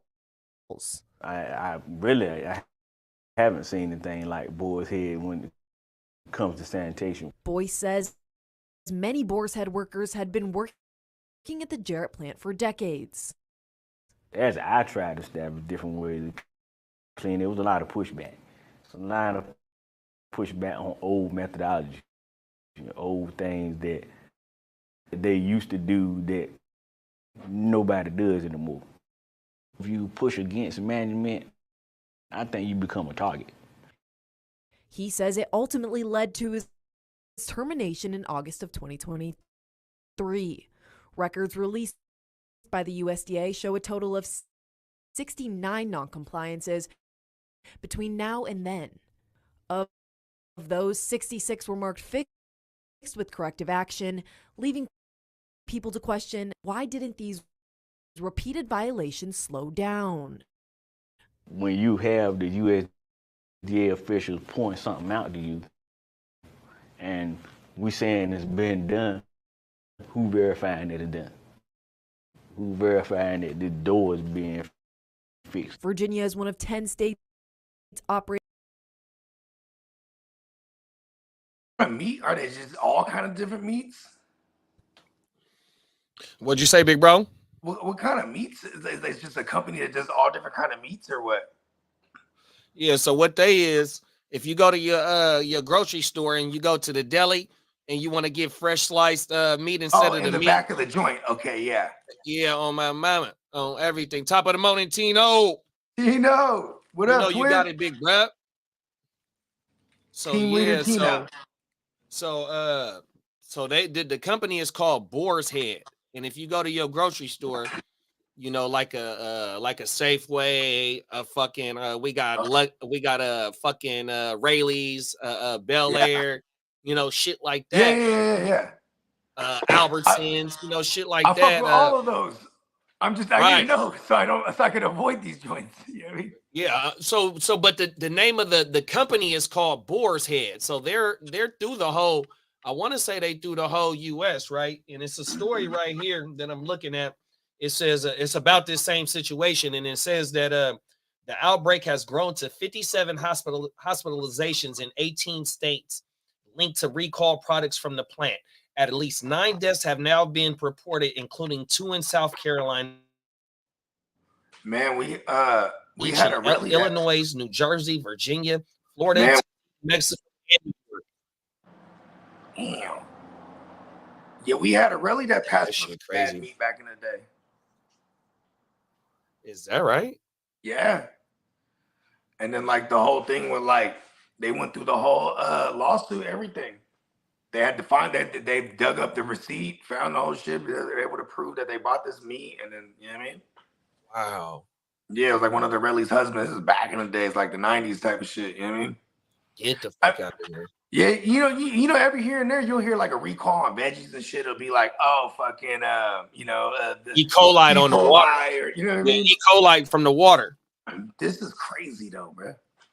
Oh my mama. They fucking with our meat, bro. Pause. Yeah, no, them is facts, Tino. It's like the ham and stuff. Yeah, the grocery store that's around the corner from my grandma's house, I see that shit right there because me and my grandma like these fresh sandwiches from this grocery store, bro. And you see the boar head right there, bro. 100%. Oh shit! All types of different meats, paws that they be slicing up for you, and it's fresh instead of getting the Oscar Mayer like prepackaged turkey processed shit. Yeah, I like deli shit. I'm with you, bro. Like we go see. I always get steak anytime I go somewhere. If they got that, you know, the nugget over here. That nugget. It's like they got the little sandwich woo up in there. And, yo, their sandwiches go crazy. Should be slapping on my mama. Yeah. Top of the morning, peacock. Big bros say morning, bros. I'm at my kids' taekwondo red belt test. Good luck to little bro, man. Yeah, man. Good luck to little bro, man. 100%. Get that red thing. You feel me? Come on now. He's already passed all his other stuff, including forms. He just needs to spar 3 black belts and do 160 push-ups and sit-ups. That's right, big bro. Let's go. On everything. Let's go. Yes.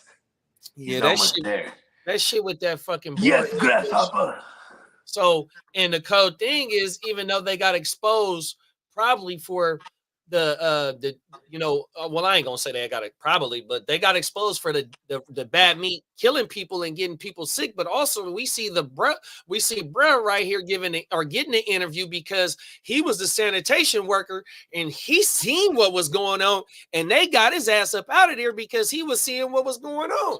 Yeah, and that's why he in there laughing like, yeah, I seen it. You know what I mean? He's like, man, I seen it all. Even the meat on the walls, right? Nasty stuff, bro.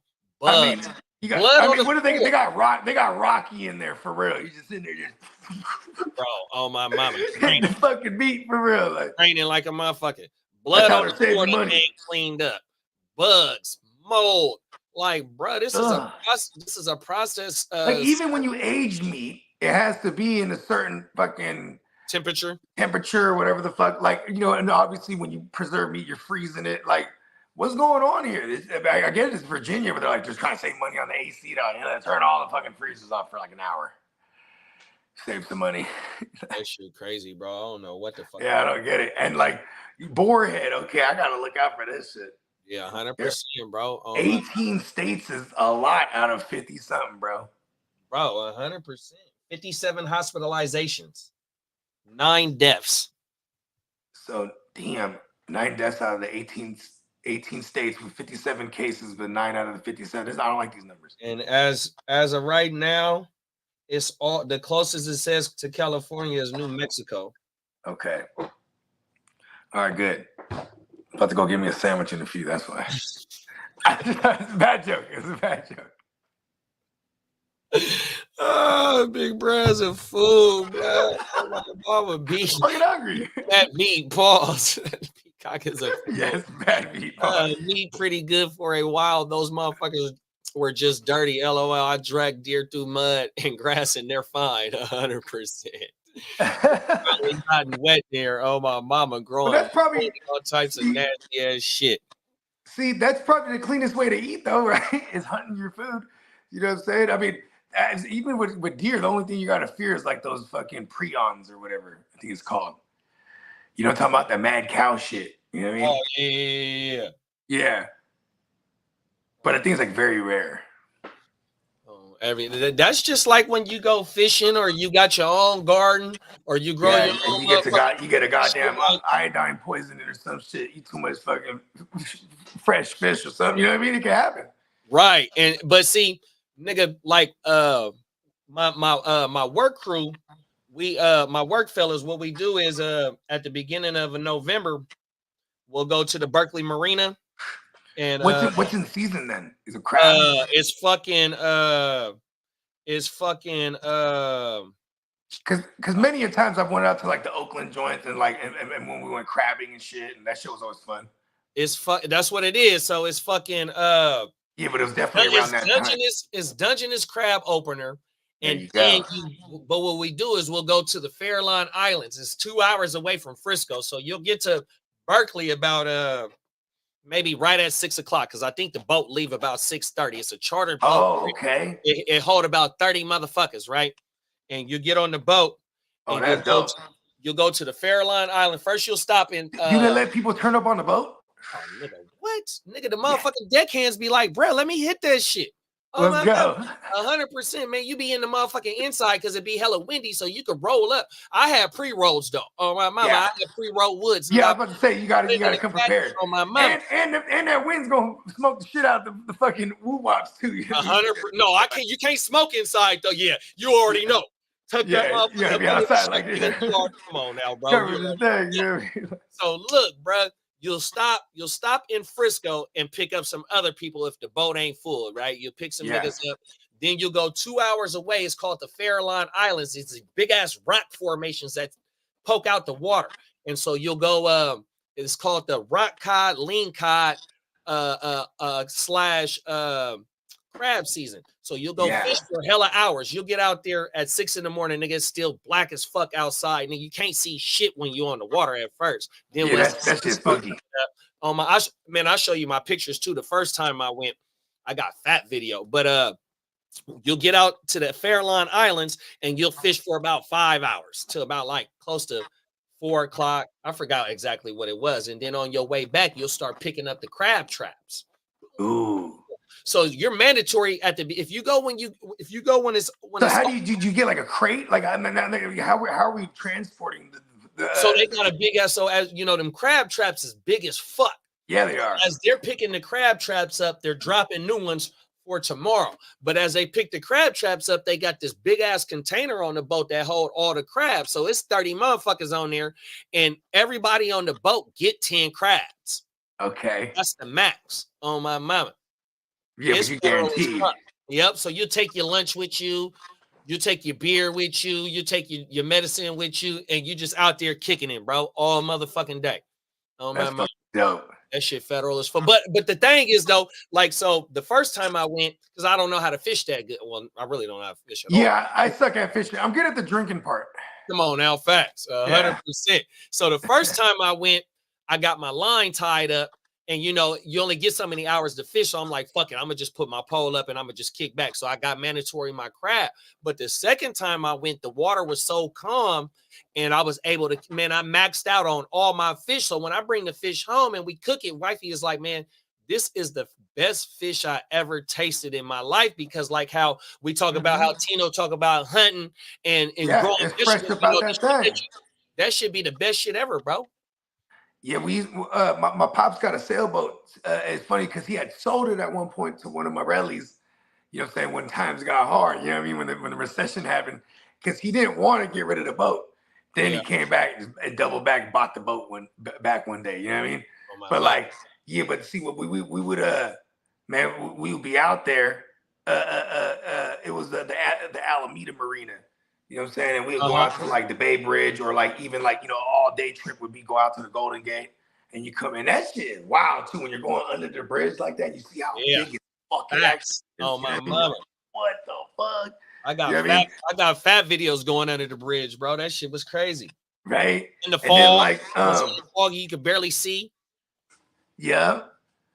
Yeah, that fog is no joke. We used to see, you know what was dope when my dad first got the boat, because I remember every year I went, until I had like, when I got old enough, I was like, I don't want to go. You know what I mean?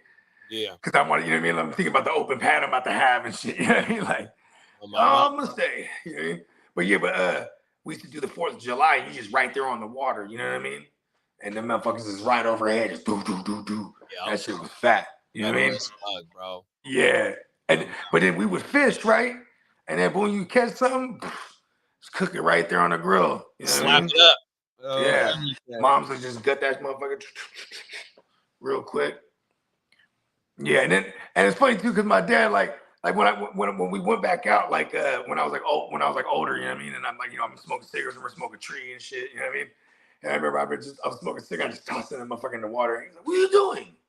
This is nature. He's like, we have an ashtray. A natural ashtray. Fucking ocean. But I was like, oh yeah, you're right. Real talk. Oh my God. He's like, what the fuck you doing? That's crazy. Pollution. The fish might like that shit. The motherfuckers get it. Fish might like nicotine. What are you doing throwing a motherfucking cigarette? Cigarette butts ain't nothing but garbage. You know what I mean? That shit is not fucking, that shit, what do they call it? Biodegradable? Yeah. You have to burn, I don't know, you have to burn them motherfuckers or something. Oh yeah, the butt don't break down. No, it don't. That shit weird. Pause. Yeah, I'm glad I don't smoke cigarettes no more. Oh my. Things are terrible. Peacock said, man, he always get boarhead deli meat from for sure, bro. That shit is crazy. Yeah, look it up, because he said 18 states has been affected. There's 57 cases, and out of them, 9 died. That's crazy. That shit is crazy, bro. Oh my mama. Yeah, that fishing trip is crazy, bro. We be kicking it out there, bro. I ain't done it in a few years though. Oh my mama. My son goes with my wife's dad at least once a month out here to the beach. They hit the Gulf, getting all types of speckled out trout and whatnot. That's federal. Nice. Oh my mama. Yeah, I'm a big fan of fish. You know what I mean? Yeah, I fuck with it. Matter of fact, my boy who Steve, he'll go on us with that trip as well, but he'll also do he'll leave out of the same marina in Berkeley, but what they'll do is they'll stay, like how you said, close to the Bay Bridge, and when it's halibut season, you can just go out there and go get the halibut. Yeah, just throw your line out, bro, for real though. And we used to go to Jack London Square. That shit was fat. Hell yeah. Cause like we would just like boom, we would dock and then like go eat at a restaurant or something. And you know, Jack London Square was popping. They always had bands out there. And shit. As a kid, I'm like, and then I'm watching all my uncles and my dad, and then they turned up. Yoshi's. Me and wifey, we done been to several shows in Yoshi's at Jack London Square. And then that's right. They got the comedy club over there. Go turn up at as a kid. All the big rallies used to go down there and go turn up. Yeah, it was popping over there. Facts. And for some reason, I'll never forget, because we went to this Chinese restaurant, man. They're like, and my mom was like, can we get an extra bowl of rice? And then she's like, really nice. She comes back, bowl of ice, right? And then she's like, oh, no, excuse me, bowl of rice. And then, bowl of rice. Oh, I thought you say ice. And like, they all were laughing. And like, I was like, wasn't that funny? She's just, it's a little language barrier. But they just couldn't get over it. But I'm like, now thinking back, I'm like, oh, they're all faded. That's probably why it's so funny to them. You know what I mean? Oh my mom. But yeah, and then they had I remember they had a Barnes and Nobles over there, and I used to like, all right, fuck it, I'm gonna go to the Barnes and Nobles. Because I was a little kid, like they're gonna be there all day. They're at the bars and fucking, you know what I mean? There's not really much to do if you're a kid, you know what I mean? 100%. So I go to the Barnes and Nobles and I just read all the graphic novels. The fucking I'd catch up on hella. That's how I caught up on hella them them 90s joints back in the day. Because when I stopped collecting, because when I was a kid, we had comic stores everywhere, man. 100%. Everywhere. That's You know what I mean? I just didn't know where to go anymore. Like, oh, they shut all the comic stores down. Yeah, no, they're once in a breed. It's only several of them, you know. They're not, you know. It's like the hardcore collectors. Yeah, that's like it. the hardcore collectors that got a bag on them. You know what I mean? They've been collecting for like decades. Like a lot of them too to be like collections passed on that they've added to from their rallies and whatnot, and then they own the store and 9 times out of 10 the store is like half online anyway. You know what I mean? Yeah, facts. But yeah, that mall we were talking about earlier, Eastridge, they got a little joint in there, but like everything's super priced up because you know what I'm saying? Like shit, it's the availability. You know what I mean? Everything. Facts. Like when I was from about 15, 16 all the way to about 2003, 04, maybe about 05, it was a mom and pop video game store that I used to go get my games from. Oh yeah, word. Games from, take my PlayStations in there to get fixed, a whole bunch of shit like that, man. And but there were several mom and pops.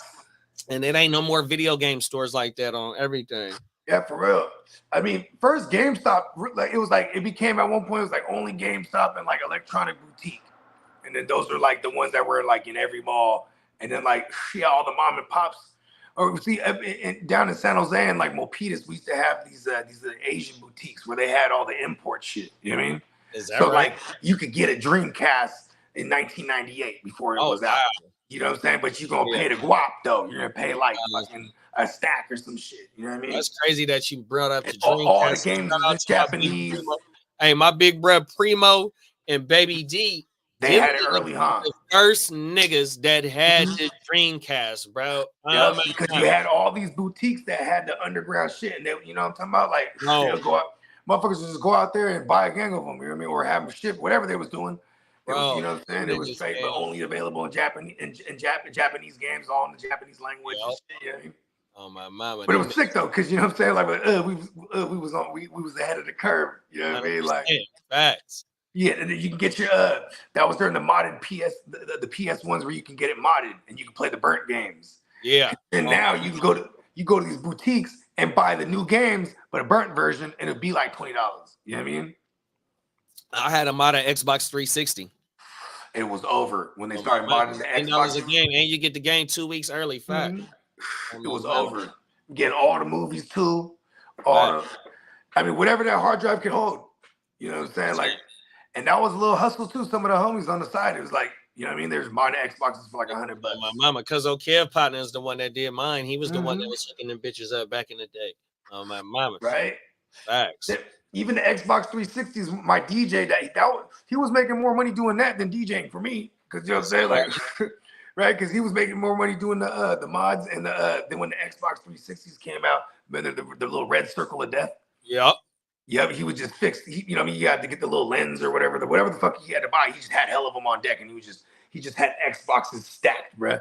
And just like you just knock them out every day, and fools were just coming in and out, dropping them off, picking them up, like because you know what I mean. That was like a common thing. It was, bro. On my mom, what making paper? I was a PlayStation. I was always on PlayStation from PS1 all the way to PS3. But once because the PS3 and the 360 came out around the same time, so once Cuzzo told me like, look, bro, man, I'm paying $10 a game. Woo, woo, this is what you gotta do, man. Run it.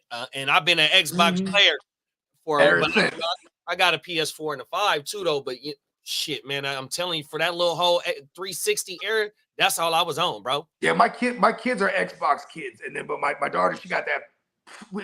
One of her godfathers actually got her a PS5 because for years when it came out, he'd be like, and he's a Hungarian cat, so he got the crazy accent. What does my goddaughter want? And I'm like, she wants a PS5, and I'd say it every year. And then one year he just came through on Christmas with a PS5. I was like, oh, thank you. He's like, no. He's like, no, it's for her. And she sat on that thing for like a year, didn't even open it. Oh wow! I mean, as soon as we moved up out of here, we moved out here. That she was on that series Among Us, or not Among Us. What was that series? It was like an outbreak of post-apocalyptic shit. It's a video game, but they made a series out of it. Oh wow! I can't remember what it's called. The Last of Us. I think it's called The Last of Us. Anyways, she got into the series, and so she was like, oh, the game's on PS. And then like, cause I had aspirations of like, yo, I'm about to get the Street Fighter.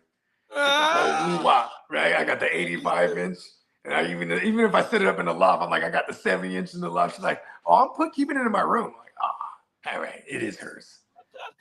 You know what I mean? What she was doing, I ain't sharing this. She just sat on that thing for a year. Like, she was on the Xbox. You know what I mean? Like on the Fortnite and all. Now she just transferred over. She's on the PS because now you could like cross systems now, right? Like everything, certain games you can. Yeah, and her preference now is the PS controller. You know what I mean? Facts. I like the PS controller though. That's how you know she's my daughter because like I grew up with that PS. I could translate everything I did on the Street Fighter sticks onto that PS controller. You know what I mean? My mama. Yeah, that shit went crazy. Yeah, I need to get Street Fighter in here from when the rallies is over here. Oh, I need so on my Xbox and my Street Fighter goes crazy. I only got one controller. I need 2 controllers for both of my shit, man. Oh my mama. Yeah, man. Shout out to Kidda because like you know he has an affinity for the Street Fighter as well, right? So I was like, oh shit, Kidda, man. And then I got he was like, you know, they be showing them tournaments online. You know, like it's called Evo. It's like the big tournament where motherfuckers come from all over the world every year and they battle on all different kind of Street Fighters. You know what I mean? And like, but they show that shit live now, or at least I guess they have been on the YouTube channel. So I was on that shit for like a week straight. On fucking I was fucked around and bought the game. I was even told my daughter, I was like, hey, if I download the game, because you know you don't even have to leave the store to the store. I'm like, I'm downloading the game. And then, but I'm switching it off into, you know what I mean? I just get it, you know, we got another USB. You know, we got the thing where it's a tube into the wall. So I always just funnel a couple extra USB wires so I don't ever have to like go in there again. You know what I mean? Yeah. Yeah. So I'm like, I can easily just, boop, I'm in there. You feel me? Oh, my like, no. Like, all right. Next I was going to order me some sticks. You feel me? Because they got the like official joints. You feel 100%. me? Like, they got $100 controllers. Come on. Rapid speed. With the whole shifters thing. on the back. They got the one. They got this one. It's made through Capcom and joystick. Yes, the joystick, and it got all the characters on. I was like, yeah, I kind of need that. Oh my mama, facts. You know what I'm saying? I don't really buy shit like that. But like, you feel me? Like this is Street Fighter. This is different. This is the first love. Come on now. Oh my mama. I remember when we started getting high as kids. We was like 12-year-old kids, but getting high, and then we go to the arcade, was whooping everyone, bruh. I was like, oh, it's a rat. And we found it. You know what I mean? Oh, everything. Like the now. Facts. Peacock said, I'm less than an hour away from South Padre Island, also known as South Party Island. Oh, it goes down. Mm-hmm. Damn. Man, they got the freshest of everything down there. You know it, bro. That seafood probably hits like crazy down there. Right. That shit go crazy. Come on now. I do it all too. I do oysters, mussels, fucking all of it. Fucking. We're gonna have some oysters next week. Oh, everything. They're gonna throw some oysters on the grill next week, man. We doing the gumbo next week. Okay, word. On everything. You know, you good if you want to pull up. Yeah, I was just thinking. Okay, I'm trying to think. Because my girl is off. She is on her official Sundays and Mondays off, so I could go frolicking through the mushroom fields on a Sunday. 100%, bro. Tito said, pro tip, deer love the smell of burned marijuana. Oh, there you go. He's out there burning. He's out there burning, smelling like a fawn pee or whatever they put on them. Little doe pheromones. Oh my mama, that shit crazy. Yeah, they do say a lot of the outdoors, like in the sticks and shit, deers will come through eating that shit up. The weed? Yeah, hell yeah, and they walk around hiding them. Hey, you know the story of the Santa Claus too, right? Mm-mm. He was a Siberian. One of the origins for the Santa Claus characters, it was a Siberian medicine man, right? A shaman, and like he will go around. He had the little the reindeer on the sled, and he would go around collecting the Amanita muscaria mushrooms. You know the red with the white spots type shit. You know what I mean? And he'll put them on the trees and dry them hoes out, right? And then he'll come back, collect them all up, and then dry, and then you know what I mean, and then store them. And then when the winter comes, right, and they got these little huts, and with little chimneys, right? And these motherfuckers is snowed in. He comes through, drops a little bag of these shrooms, right? Then when it's the winter solstice, everybody comes out, which is like Christmas time, right? The winter solstice shit, right? They come out and they all go to the town square, right? And this motherfucker is off these things like a motherfucker, right? Mind you, Off the shrooms? Yeah, he's eating these animated mascaras like heavy. And then he's in the town square and all the people gather and he has a trough and he pees in the trough because your body metabolizes most of your kidneys metabolize most of the psychedelic properties, so it doesn't affect you. But when you pee it out, then drink it. It's a potent source of it. So these motherfuckers are all eating the shrooms too, right? The ones that they dropped in the little bags, right? So they all come, all the men, women, children, they're all off these shrooms, and then they're in line drinking the pee, right? Getting cups of this pee, and they all trip balls. He's drinking the pee too, because you know what I'm saying. Yeah, and they all trip balls and talk to God. Mushroom lemonade. Look it up.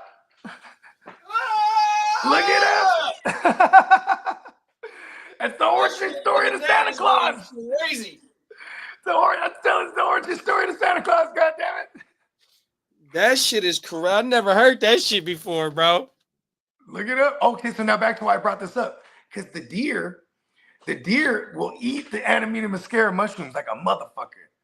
You know what I'm saying? Wow. So yeah, so like, you know, that's where you might get like the flying whole thing type of deal. You know what I mean? Like these motherfuckers is true, they're hallucinating that shit. Cause you gotta have ungodly amounts of this shit to like really trip off it. But also like foods that eat the animated mascara mushroom, and if they say they were pee outside, that motherfucker will go in there and start licking that motherfucker up. Like those reindeer, they on that shit tough. You know that's crazy. Yeah, look it up one day. I'll send you some links. Come on now. Oh, every day. You know I'm gonna go down the rabbit hole for sure. Yeah, I think I took a number of people down that rabbit hole. Like, you wanna know where Santa Claus comes from? 100%. And he's kind of dressed like the animated mascara mushroom too. He's in all red and white. You know what I mean? Oh wow! Get the fuck out of here. He got a sack full of goodies. You feel me? He's throwing it down. Oh, dude, on everything. Yeah, he's like, listen, we're gonna go talk to God this winter. Come on now. They trip out for real. Yeah, there's a lot. When you go down a lot of the ancient histories and shit, man. There's a lot of psychedelic properties in there. You just gotta know how to like decipher like what they're saying. Like even the manna in Moses, they say he ate the manna that was falling from the sky and shit, or gathering on the ground or some shit. Like that manna was like said to have like properties of DMT. You know what I mean? Oh shit. Yeah, it's like I think it's like algae or something. I forget what, but he's like eating this shit. Like when he was when he's his 40 years journey or whatever. Was it 40 nights or something, or was it 40 years? However the legend has it. I think it was 40 years that he was in the motherfucker. Yeah. See, or he might have been tripping balls. Yeah. Comes back, he's like, because they went in like circles or some shit like that. They say even the burning bush was like the acacia bush, which is also enriched with DMT. So say that motherfucker was set afire. Facts. What's that? And then he comes back with the 10 Commandments. It makes sense to me. Like, you know what I mean? Oh, my mama. You might need a gateway to talk to something epic of epic proportion, right? You know what I mean? Facts. You know what I mean? God might just not just pop up like, listen, you gotta alter his perception just a little bit, and then now you're in nice space. Come on now. Not Tom's, but you know what I mean. Hey. In another dimension. Bruh. Hey, yeah. What was the parody movie for the 10 Commandments? I know what you're talking about, but in my house though, I call my lady the Demander in Chief, and she comes through with the 10 Commandments. Oh my mama, them is facts. Facts. But yeah, I know what movie you're talking about though. Oh, everything. The motherfucker was stupid as a motherfucker. He was hella stupid, bro. Was it the motherfucker? Was it Leslie Nielsen too? I was gonna say either him or the motherfucker that made Spaceballs, because he got another movie. They did all them parody joints. On everything. Facts. Yeah. What was that little dude with the glasses though? The one you're talking about, the one that did the Spaceballs. He was funny as a motherfucker. What's that motherfucker's name? Oh, he did Honey, I Shrunk the Kid too, right? That was him. Was it? Oh, Peacock said Mel Brooks. Mel Brooks. Okay, there you go. Mel Brooks, that's his name. 10 points, Peacock. He said he had the ring of death too, bruh. Oh, my mama. My cousin used to work for Microsoft, and now she works for Epic Games and was a major contributor to the Lego Fortnite. Oh, wow. Oh, nice. Oh, my mama. That's badass. You know what's cool is that was the era my oldest started gaming. My oldest is 17. She a gamer till this day. When she was 5, we got her. She was on the Xbox One because she was playing all the Minecrafts and all that. You know what I mean? Yeah. But then but immediately all them Lego games that came out was dope. She was on all the Lego Batman and the Lego Marvel and the Lego movie games, whatever it was. You know what I mean? Lego everything. Yeah. And then once you got on the Fortnite and they had that Lego thing, that shit was tight. You know what I mean? I was like, oh, word. They doing it. Hey, Fortnite did a gang of dope shit. They even did like a Star Wars reveal not too long ago. Yeah, they stay killing with yeah, they come up with new. I think even Travis Scott did a concert in there one time. That shit crazy. Everything. Fortnite came and took that shit over off a free game. Them motherfuckers is it's not free. No, it cost me a lot of money. Download it, you just gotta buy all the extra shit. Yeah. No, I didn't realize I need to buy. You need an $80 skin to be running around in this motherfucker. Come on now, on my mama. Okay, I get it. You can't just be running out there looking like a noob and shit. Okay, all right. On my mama, in fact. Get some respect on your name. Yeah, on my mama, them is facts. To the tune of several dollars. Everything. Kids don't even want nothing for their birthdays no more. They want the Robux or they want freaking Fortnite money or whatever the fuck it is. They want digital currency. 100% Fortnite, Roblox. You feel me? What else they got? They got all types of shit. Fucking Minecraft. My daughter played Minecraft on the 360. Minecraft goes crazy. I think earlier when you mentioned Steve, like whatever Steve you mentioned, that's the first thing I thought of. Oh my mama. Steve from Minecraft. Hey, fucking! I think I still got my daughter's Minecraft game in the 360 because this 360 that I got right now. Yeah, I gave her that when I got the motherfucking the Xbox One. But see, she that Minecraft went crazy. No, if she started off with the GameCube, I still got her GameCube here. I still got her Nintendo Wii here. You can get the Wii modified to where it got all the games for it. It's just on a little SD card. Everything. Like my daughter, she was ill because we moved around a ton. You know what I mean? Yeah. Like my oldest, so she's the one I remember. She was like, she had like a little town, and she had to build every single crib that we had lived in. You know what I mean? That she on the Minecraft. Yeah, in the Minecraft world. Oh, wow. Yeah, because one day she was like, my girl's like, you ever look at her Minecraft world? It's trippy. You know what I mean? I'm like, oh shit, that's pretty dope. It's like a little. You know what I mean? All the different places that we didn't stayed at and shit. You know what I mean? Or rented, I should say. You know what I mean? Yeah. And then I remember at one point, right? She had one of her cousins, bro. And because he's kind of man. He went in there and just started burning her whole shit down, the whole city. Oh wow! You invite somebody into your world and then bro just trolling and shit. I didn't know that. Yeah, hell yeah. Well, you could put settings. You know what I mean? Yeah. You could have it to where people could come in and help you build or whatever, where you could make it to where like no one can like touch none of your shit. They could just kick it there, you know what I mean? Because you can make like little businesses. Oh, that's what my son be doing on his VR. Yeah. So he got he an Xbox player too, but he got the whole he got on my mama. So he say he be in the Is it still heavy duty? Or is it like do they got it like slim now? No, it's slim. The Facebook one is slim. The Meta one. The Meta one ain't too bulky. On everything, but they got a new version of that shit. I think an updated version of the Meta one. That shit crazy. PlayStation got one. PlayStation got a VR. Everything. He be in the world chilling and whatnot. Everything. And then when he stops playing the game, he'll watch the clips of it on TV. He'll put the YouTube on the smart TV and just watch clips of the Roblox or the VR stuff. Yeah, they be like that. Oh, everything. Yeah, that's like my son. He watched a bunch of shit before he even started playing the game. You know what I mean? He just in there watching other kids play. You know what I mean? My oldest, when she wanted to be a game, she wanted to be like a YouTuber for real. Like I remember in kindergarten, I used to volunteer, and it was like that cliche where you think each kid you say what you want to be when you grow up, right? And she's like, I want to be a YouTuber. You know what I mean? So by the time she was like 7, 8, she had been gaming. She had like a private channel. She's gaming, and she had just her friends or whatever.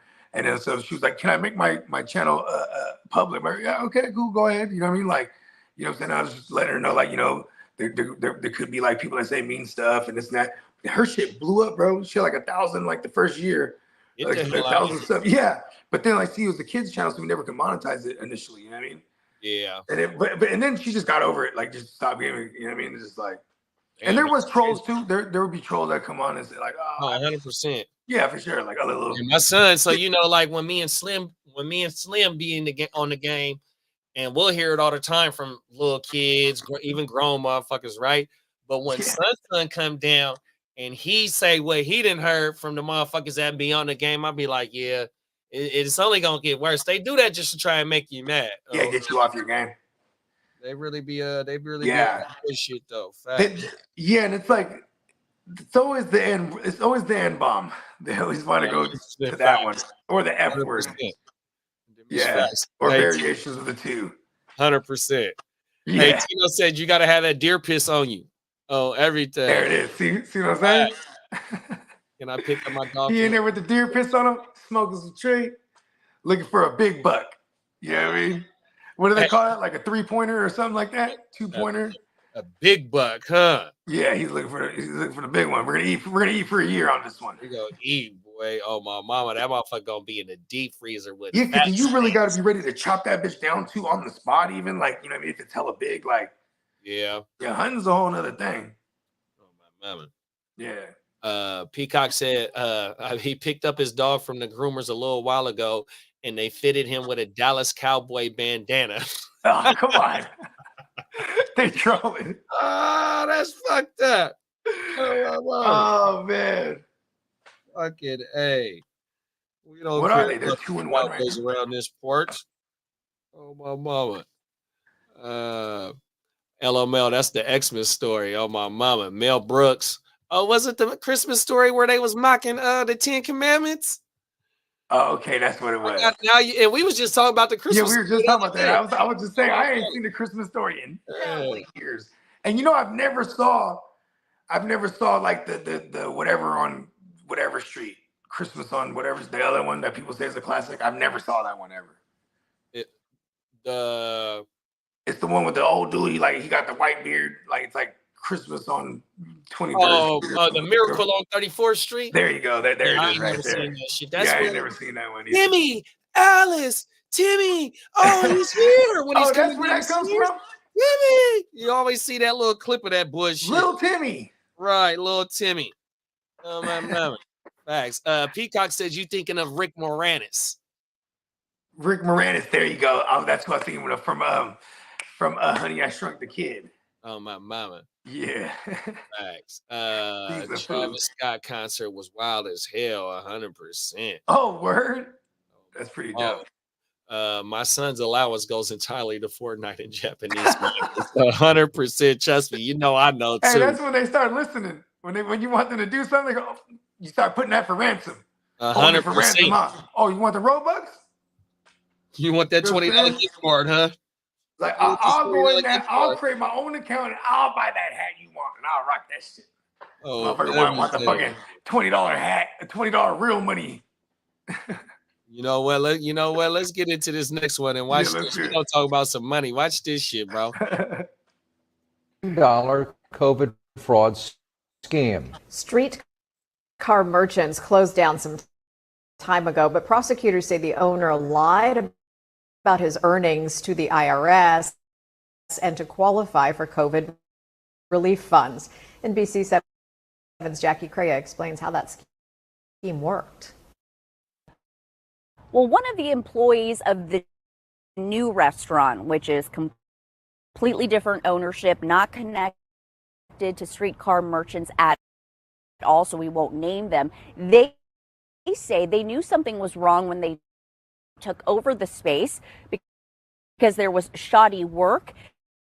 They also were receiving overdue bills when they took over about 6 months ago. Prosecutors also say the restaurant majority owner of Streetcar Merchants, Laurent Sewell, hid $2.4 million in cash and shoeboxes in his bedroom. You can see this picture here, trying to evade the IRS. Federal jury convicted him of wire fraud, conspiracy, and tax crimes for falsifying information on COVID relief program applications.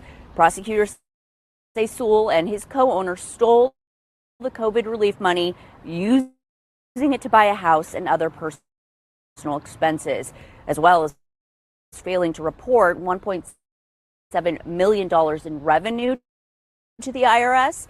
His co-owner was also indicted. Now, the restaurant still has a Yelp page up with 1,500 reviews, plenty of photos, a 3.4-star rating.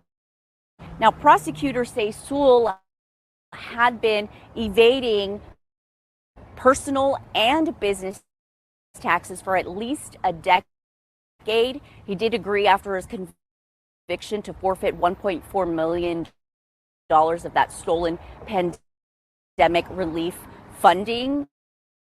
He is due back in court in December in North Park. He's not going to jail. That's federal shit, right? I mean, Uncle Sam, he wants you, right? Uncle Sam be pointing.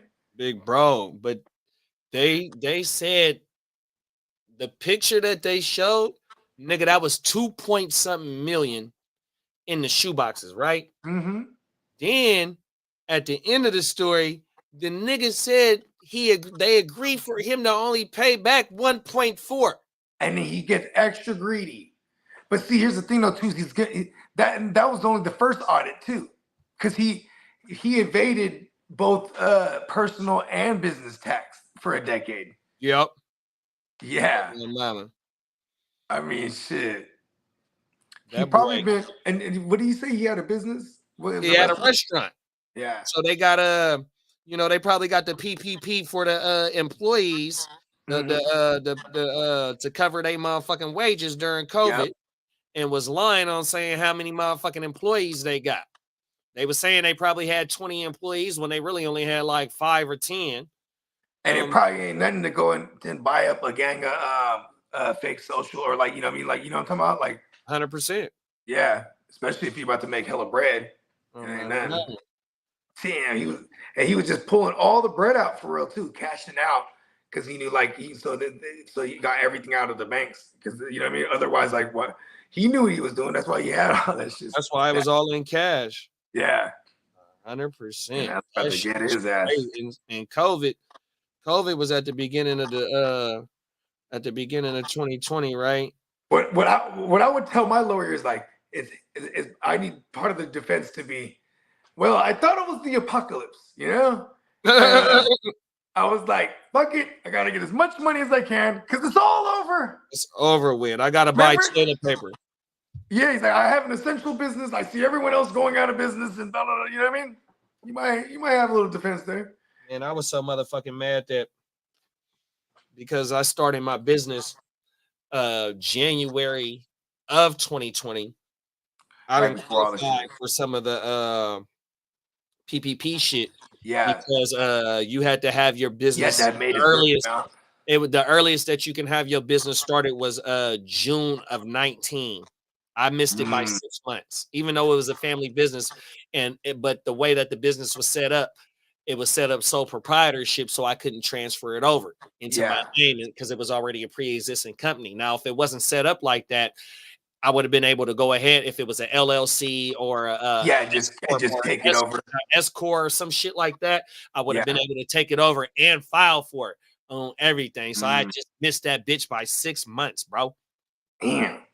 On my mind. That shit had me hot on my Yeah, I mouth. remember our studio, the building, they shut the whole building down at one point. So for like 3 months, we couldn't even get up in there. And then because then we weren't quote unquote deemed an essential business. You know what I mean? Yeah. So but then the restaurant started to open back up downstairs at our place. So it was like, all right, cool. I remember when they had the lockdown going on and the Yeah. curfews and shit like that. So since I'm essential, The baby purge. Facts. And nigga, when it was happening, and I'm out on the road doing my yards, nigga, I don't remember ever seeing like no cars on the road like that before, bro. That was shit crazy, is right? really ridiculous to me, bro. Oh my mama, Like a ghost town for real. like a ghost town, bro. That shit was fucking. Yeah. You see the motherfucking tumbleweed. Just... Come on now, facts. No one here, man. Real no, shit. real talk. Womp, womp, womp. Remember, I used to do the Run Boys the after dark on Friday nights, right? And I remember I had this routine. So like on a Friday morning, because this is like during like all the lockdown shit, I'll get in my makeshift hazmat suit that I do, right? And I'll walk to the liquor store. You know what I'm saying? And not even the liquor store, was the 7-Eleven really. But they sold liquor there too at this one.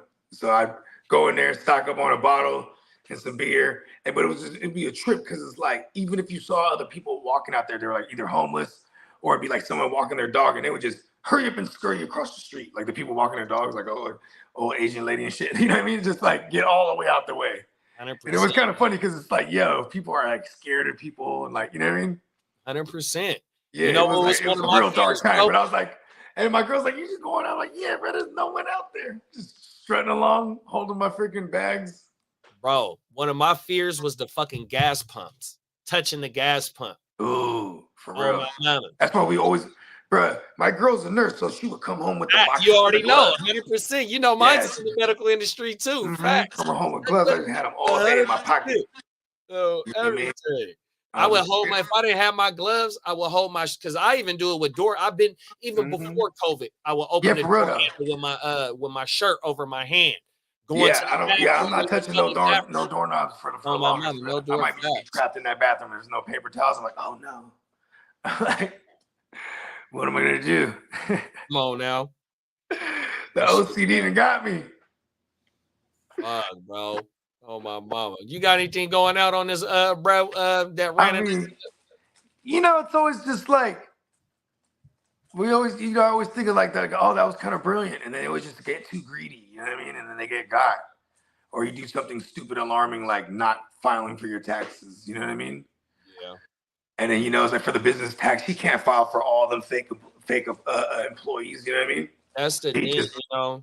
That yeah, fucking that PPP shit, bro, was it was meant to help I know motherfuckers was scamming on that shit, but he had a legit business that he probably could have kept. I don't know the parameters of why if part of the PPP loan was part of the reason why his business folded. I don't know the exact or the COVID was part of it, you know what I mean? Because here in California, they was shutting us down and we couldn't, you know what I mean? But still though, like, bruh, the 2.2, the 2.4, whatever you done took, bruh. And like you said, they said it was 10 years of fucking personal taxes that he was evading. Like, fuck. Yeah, bruh's been, he's, yeah. And you know what though? Like you said too, though, bro. The reason why he had it all in cash is because he knew that day was coming. 100%. You know what I mean? And he should have been left then, you know what I mean? But you know what though, too, is like, how would you leave with all that cash, right? Okay, it's like you got to go like, you're gonna book like a private jet or something. Yeah. So now you're gonna get on some fucking I'm sure whatever federal you know what I mean? What do they call that shit? Oh my mama, the no-fly zone, the no-fly list, shit like that. No, you get the flight shit. Like the whole when they're able to see, like remember with the Diddy shit, they're able to pull up his little flight history. Oh yeah, your passport and shit like that, bro. They gonna take that bitch from you. Yeah, and it's like, what are you gonna try to transfer hella money? Like that means you gotta pay hella people like that. You need some people that are corrupt to help you do this. Then the niggas that you transfer the money to, nigga, they gonna take a cut of that shit, bro. You dig what I'm saying? Or they might just fuck around and be like, yo, we got a big ass lick. Oh my, 100%. This nigga's on the run. Yeah. Oh, get his ass. We gonna get this motherfucker. Everything. That's crazy, bro. That boy hit for 2-point-something million off COVID. And he could have just paid back the 1.4, whatever, if that was the case, if it was the sum of both that he owed. Right. And then you know what else too, though? So I got approved for the SBA loan, right? Mm-hmm. And so I had when I got approved for it and got all my paperwork in, the fucking money ran out. No lie. 100%. But the thing was, motherfuckers were juicing that shit. But on some of them loans, might have even been on the PPP. But if you showed that you was using this money right, they was giving you sometimes you didn't have to pay the money back, or sometimes I think it was like a 0% interest on the motherfucking loan. Yeah. Like, bro, you got a fat ass restaurant. I think that shit was in San Diego or somewhere outside of San Diego, somewhere fat. You know what I mean? Like, bro. Yeah. Oh my. He was caking up. That shit crazy. Maybe he does dope. Yeah, no facts. Oh my mama. That seems like a bad decision that someone would be like, oh, he's on dope. You know, it makes sense. Oh my mama. He got all that cash, even there just partying like it's the 80s, huh? Have you ever seen the TV show Bar Rescue? Yeah. So you know, like on them motherfucking Bar Rescue shit, the motherfucking owner, he be partying with the people that come up in that motherfucking. He be one of the reasons why the fucking bar be fucking up, because he just want to kick it with the motherfuckers. Yeah. Oh, you ain't lying. And do all the bar real quick. Huh? And he'll just flip the bar real quick, party, and then he moves on to the next joint. He did a show out here. Oh, word? Yeah, he was in Old Sac. I don't remember the name of the. Oh, okay, like where it looks like the Old West and shit. Yep, yep, right off the right by the fucking arena. Yeah, I've been through there like once. Matter of fact, he had T-Pain on that motherfucker. Okay. On that episode, word. The T-Pain episode is Sacramento. On my mind. Nice. Facts. That's great. You got anything going out on that shit though, bro? Nah, that you know what I mean. These guys tend to get fucked. You know what I mean? Because even if he paid that shit, he still would have done some time.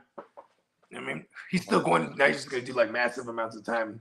He's gonna be in the pinta way. And have to cough up that dough. Mm-hmm. Damn, bro.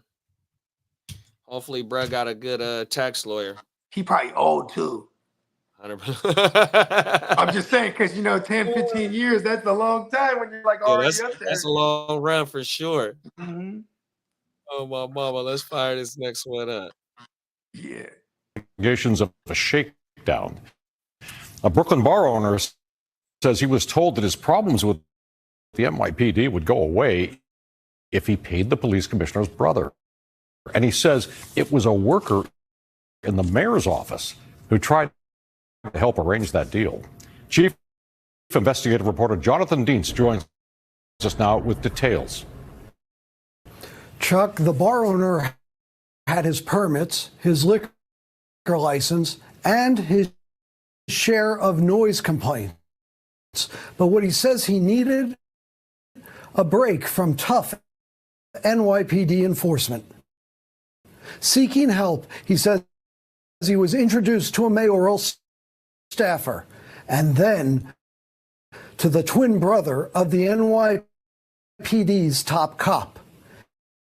And then he says he was asked for thousands in payments.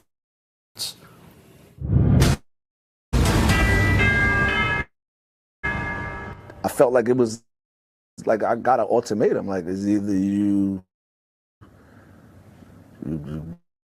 get with this or you're going to get shut down. We're going to make sure you get shut down. Shamel Kelly says it was this man, mayoral staffer Ray Martin, who first told him he could pay the police commissioner's brother to help get better treatment from the NYPD. He just said that he was assistant of Eric Adams, and he knew people, and he dropped the Mr. Eddie Caban name because he's I guess the NYPD commissioner, and I was having problems with the NYPD.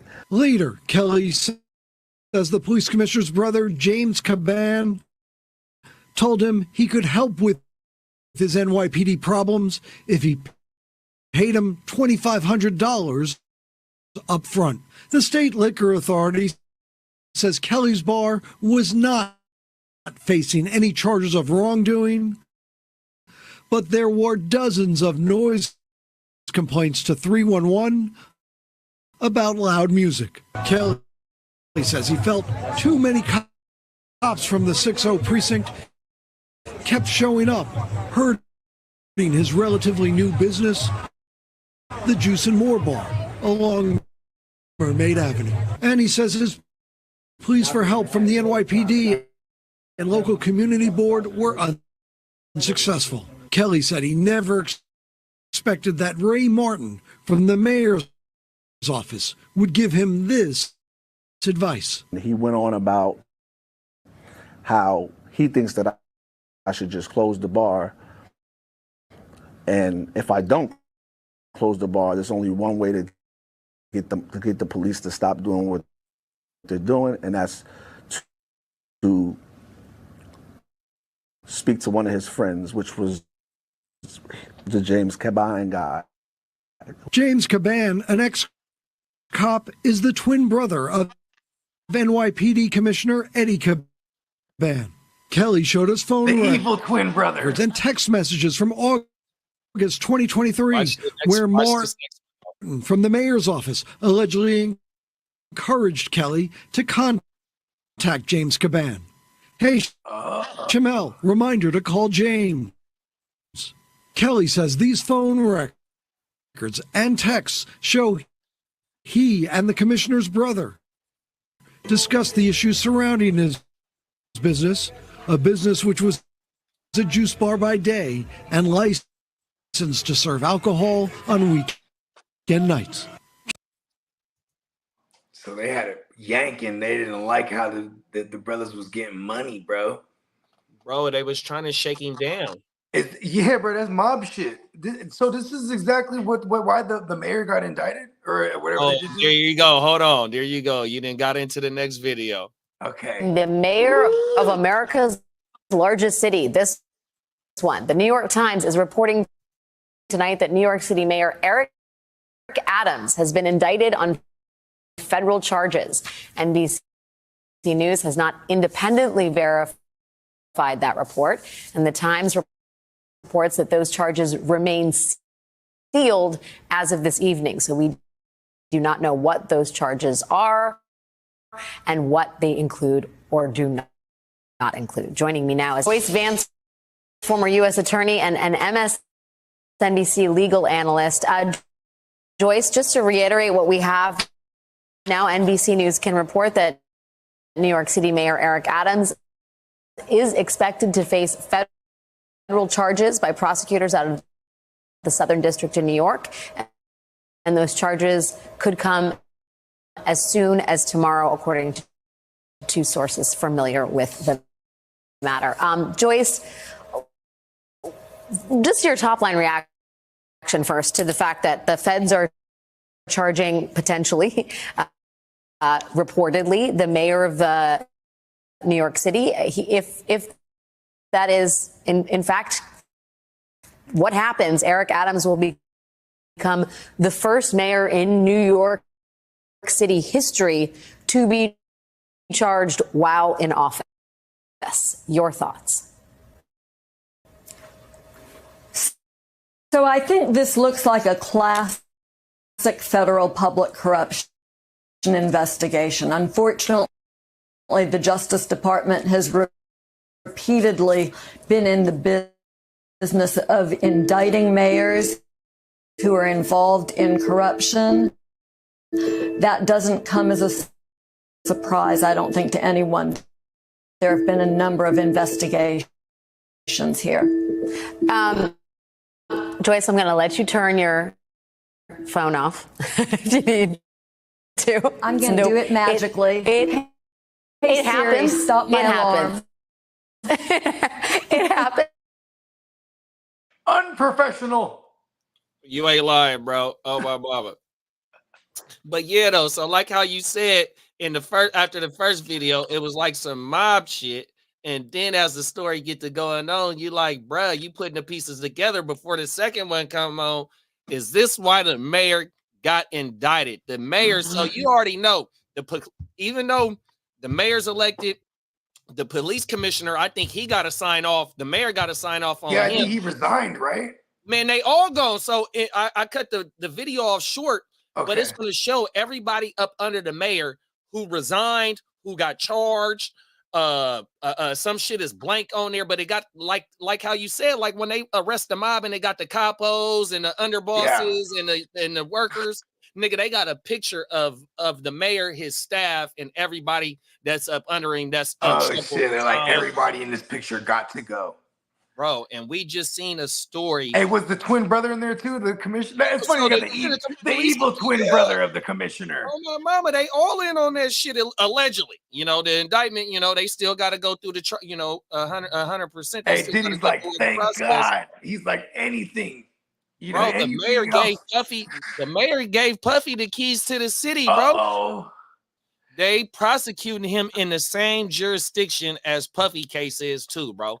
Can you imagine that? You go from the mayor's office to the fucking federal fucking detention center.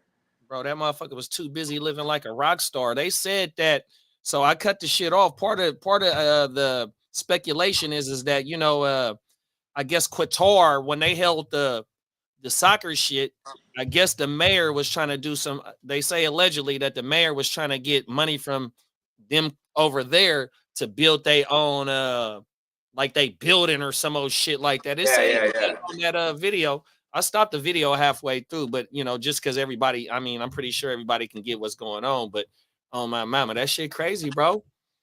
Yeah, that shit is wild, bro. It's like real Batman shit. You know what I mean?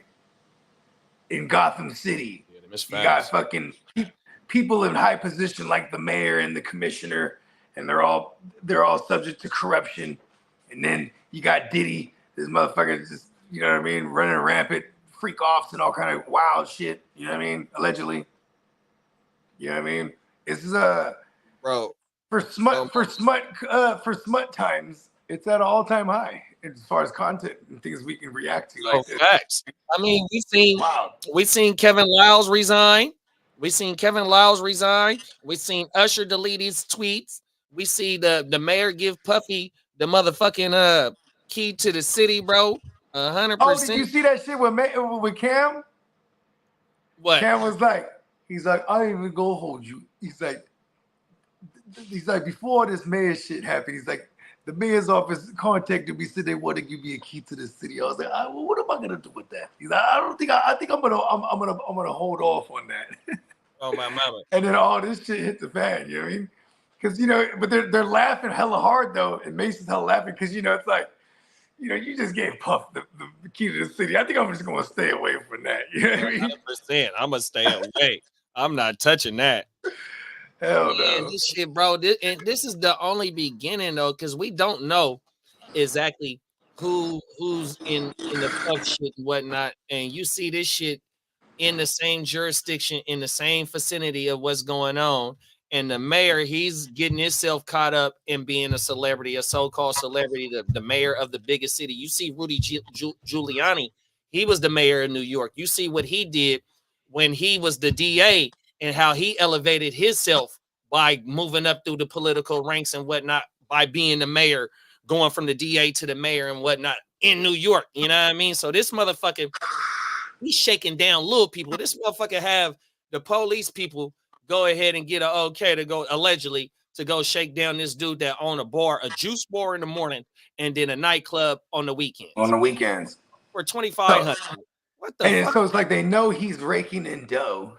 You know what I mean? But it's like having a juice bar, that's a business that also costs a lot too. You have to have high volume because like these things have to be fresh. You know what I mean? 100%. Right? So it's like, and then you got to get in good with vendors or even like local whatever what do they call that when you have like a farmer's market or whatever, there it is, local farmer's market, you know what I mean? Yeah, and then you know it's you know what I'm saying, it's clearly just somebody making something out of themselves, and then they want to come through and shake them down because they're like they won't shake down the little you know, the little cocktail or the little mom and pop's white people coffee shop, you know what I mean? Yeah, no facts, bro. I mean, you lived in Oakland for a while because they had these out there too. But down in San Jose, you would have like you see like the little Asian shops, right? And it's like all the windows is blacked out. You know what I mean? And then because they're cafes, but you know the ladies they dress like you know what I mean or like they're up dressed in there. You know what I mean? They serve drinks and stuff, but like then they smoke in there and like you know what I mean. But it's like gangster bars. You know what I mean? But see and most of these things they're protected. They pay cops off and you know what I mean. They protect, you know what I mean? So they can operate because they have gambling going on in there and other shit, you know what I mean? Like, yeah, so they probably come in there like, you know what I mean? Like, hey, we're going to shake them down. You know what I mean? 100%. Yeah, because the moment you shake, the moment you get shooken down too, you know you have something to hide then. You know what I mean? But the fact that he don't, they legit, and then now the mayor coming out, hey man, he's a citizen, bro. He had to go and let them know, like, listen, man, you got to corrupt motherfuckers in this motherfucker. Oh, my mama. That shit acted real fast. He blew that whistle and then boom. I wonder if he went along paying them to make it. No? Because, you know, once you pay them, boom, they accepted payment. Damn, bro. Oh, my mama. And you see, he got all the phone records of them people from the mayor's office. Threatening his joint. 100%. He got text messages from the commissioner's brother talking about the evil twin brother. And that shit crazy, bro. It just shows that how corrupt this just even that's local government, bro. That's local shit that's shaking down for 2,500 on some motherfuckers that's on some paying taxes. Come on, man. That shit weaker than a motherfucker, bro. How can the mayor let that go on his watch, bro? There's no way you didn't know what was going on. See, that's what I'm saying. It's like now, if the mayor, what happens to the mayor? Does he just rat everyone out or something and be like, yeah, it wasn't me? You still allowed it. You know what I mean? Because he's going to have to be able to prove that he didn't know, but he literally talked to the dude and said, no, you got to talk to this guy. Or somebody from his office. Yeah, it was from his representatives. And see, like you said, that's how the mob would do it. You would have a messages passed down. So like if said person got, you know, if they killed the messenger or the messenger got, it's, you know what I mean? That's them. You know what I mean? That's what the RICO was created for. The RICO law. Yeah, for the mob and the Chinese, the Chinese gangs in Chinatown in the 80s. You know what I mean? Organized crime, period. You know what I'm saying? Now they use the RICO shit on the gang shit. They'll even throw the gang enhancement and the RICO, get everybody. You know what I mean? Motherfuckers that are labeled or they're a gang. You know what I mean? Watch out. Man, did you see that they got Pee Wee Longway? Word. Oh, my mama. I love Pee Wee Longway too. That's my guy, man. He was one of the early ones putting out videos and shit and showing. I remember it was 2015. There was at the Hyatt in San Jose. I was like, oh shit, they're in San Jose. Oh wow. You know what I mean? Yeah, and you know, and they was out there. They had their cars and their, you know what I mean? But it was on their little, you know what I mean? Because I saw him on Vlad and I was like, oh, okay. Yeah, you know, like early Vlad shit, you know what I mean? Put me on the Pee Wee Longway. But yeah, but he housed all the motherfuckers, you know what I mean? Supposedly he's Brick's, like he's married to Brick's sister. Something like that. Oh my mama, I just seen that. Yep. Yeah, it's a video. 1090 Jake just did a video on him last night. When I see he's ratting? Huh? Who's ratting? Well, I don't think there wasn't no just covering the rat. He's just covering the case. Oh, the RICO. It's a RICO. Because they do have a studio, you know, quote unquote. Oh man, they said that motherfucker, the police alleged they got $236 million worth of stuff. Yeah. $250 million worth of stuff that they seized. Oh my. Just things. You know what though? It doesn't surprise me because first of all, they're gonna mark it up. Like remember that case in San Jose I was telling you about? Yep. Yeah, like you know, I mean, they're making it up to the woo wop, like like 300 million worth or some crazy shit. I was like, man, they had like fucking, or not 300 million worth. They said like 100 million worth or something like that. But I'm like, man, they had like a goddamn couple bricks, or they got like 50 bricks total. You know what I mean? I'm like it's funny because they do that so you can slap hella time. You know what I mean? 100%. Yeah, you know what I mean? Like they street price it like, oh, look at this fucking. Yeah, they street price it at wholesale too, or not even at wholesale, at the premium price. It ain't what the real street value. Yeah, they're gonna hit you off with they're gonna hit you over the head with that thing to like get and see even the ones that they got the ones I was going back to the ones I was talking about in Sound State, they had like they had like 22 untouched and like 17 of them ready to go. Yeah, and ready rock. Man, that shit is crazy. Yeah, so because that's gonna fuck them. Yeah.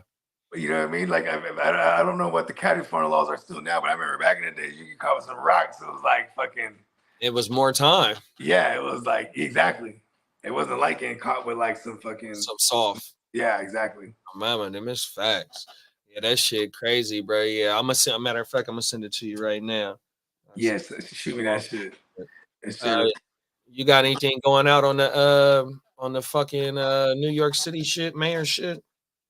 It's like some real life Gotham City Batman shit, man. You know what I mean? There's someone out there catching all these bad guys. Hey, it's Cat Williams, bro. Right, man. 2020. He's Batman. He let it off. Cat Williams is Batman. He's over there. He's working. He's because what does Batman do? He's a vigilante. He takes care of things himself. You know what I mean? Facts. He does everything but kill. As of lately, has Cat Williams been around? Have you seen anything about Cat Williams? Nope. He was supposed to do. Remember that whole thing was set up to. He was like also because remember he threw shots at like Kevin Hart too, and he was setting it up to be like some March live, something going down live in like March or maybe sometime in the summer. It was supposed to be where he was gonna go live on Netflix, and like, I don't know. Did it ever come out? I might have missed it. I don't think so. He was remember he was like, I'm challenging Kevin Hart to a battle rap or a boxing match or a basketball game. Remember he was like, come to the arena and I'll put $1 million up. Remember he was like, I'll put $1 million cash. And I was like, ooh, don't say it. But I was like, ooh, don't say that, Iris. Come on now. Because they're watching you now even more than ever. 100%. He's a dude that did hella tours too, stadium tours, right? If he ain't, he better have a good tax guy. He's probably like, I read all the tax books, all 17 of them simultaneously. Hey, that's funny that you said that. I was watching it's this guy that he's out of Utah, and he's like he does search and rescue videos. He has big ass toys like big ass airplanes and big ass helicopters and shit, right? So word. And he just goes out on some vigilante shit saving people. 100% facts. Oh, that's badass, bro. What does he go by? Fuck, I'm gonna pull it up right now. But on this video that I just watched, this motherfucker, he takes his army helicopter from Salt Lake City to close to Reno, and it's this old man who has a military museum of all military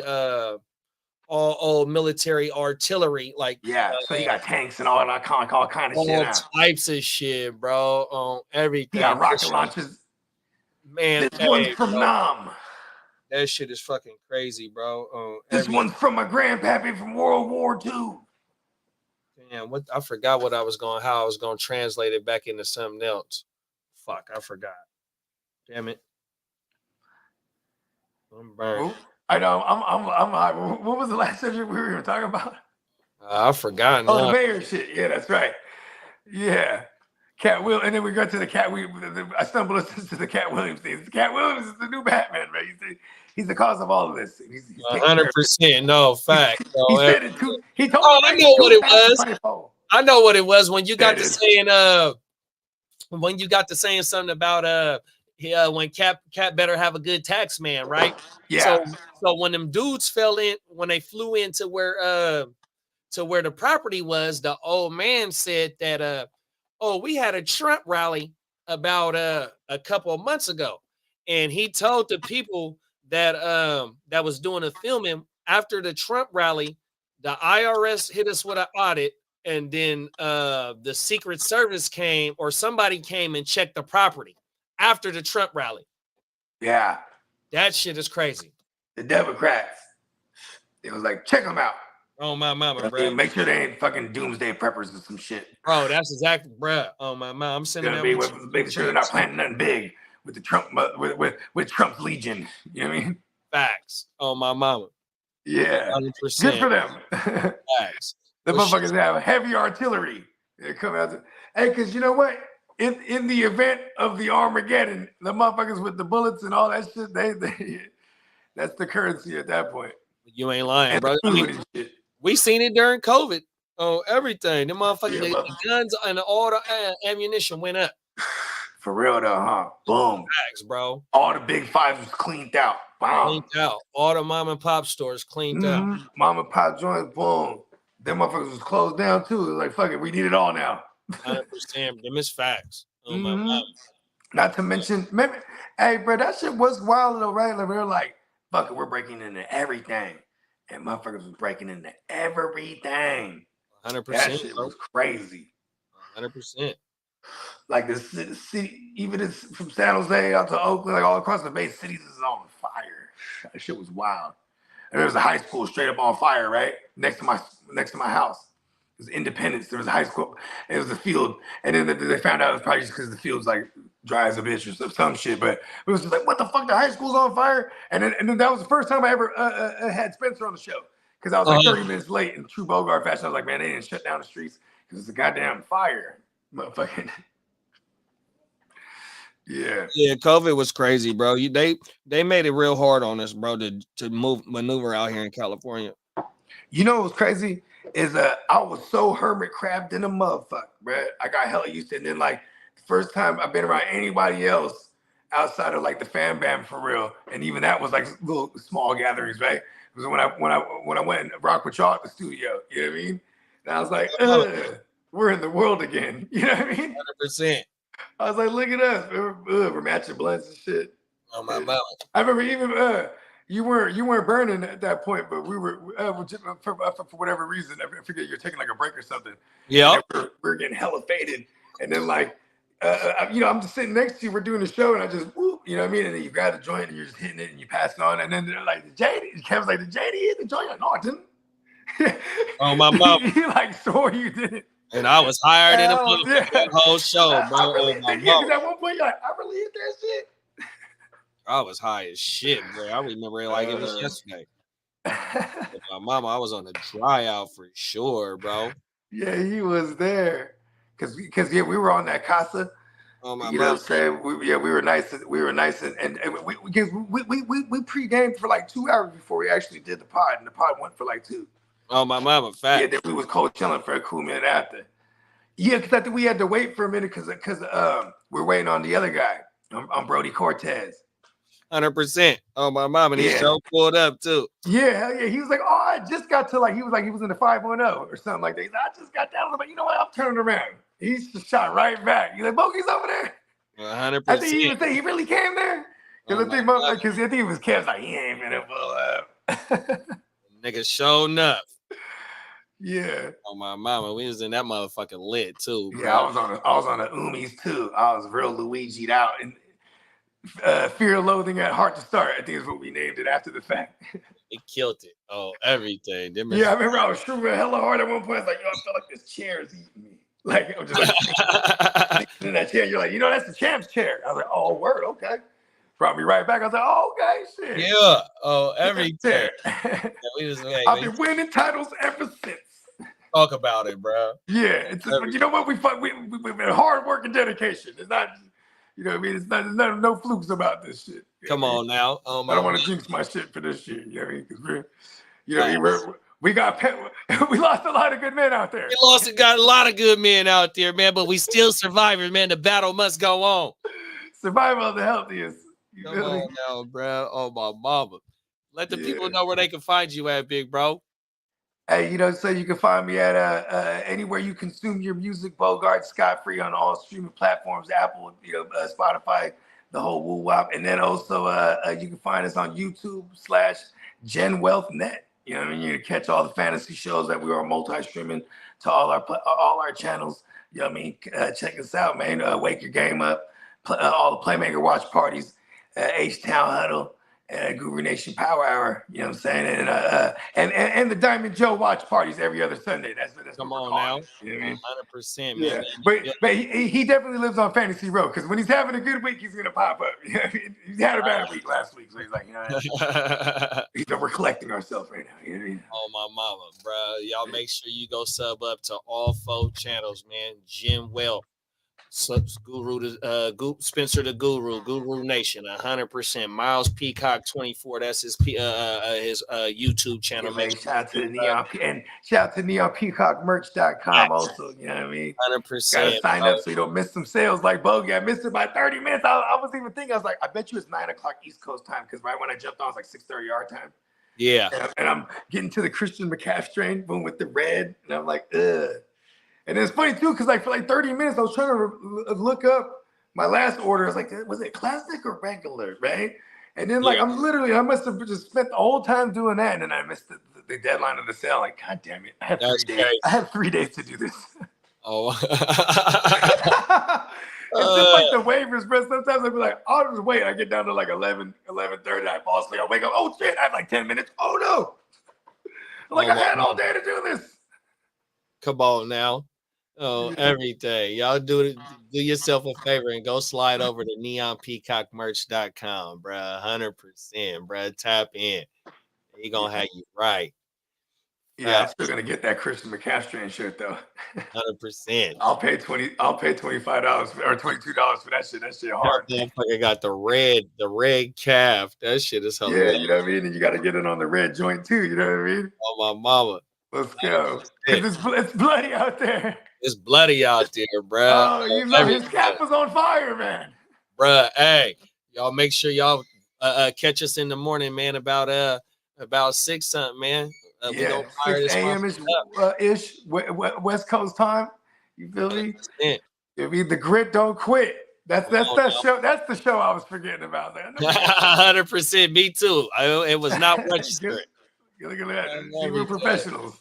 Facts, bro. We'll see y'all tomorrow morning, man. Y'all be smooth. Y'all have a good weekend. Be safe out there and pull up on us tomorrow morning, man. Peace. Gone.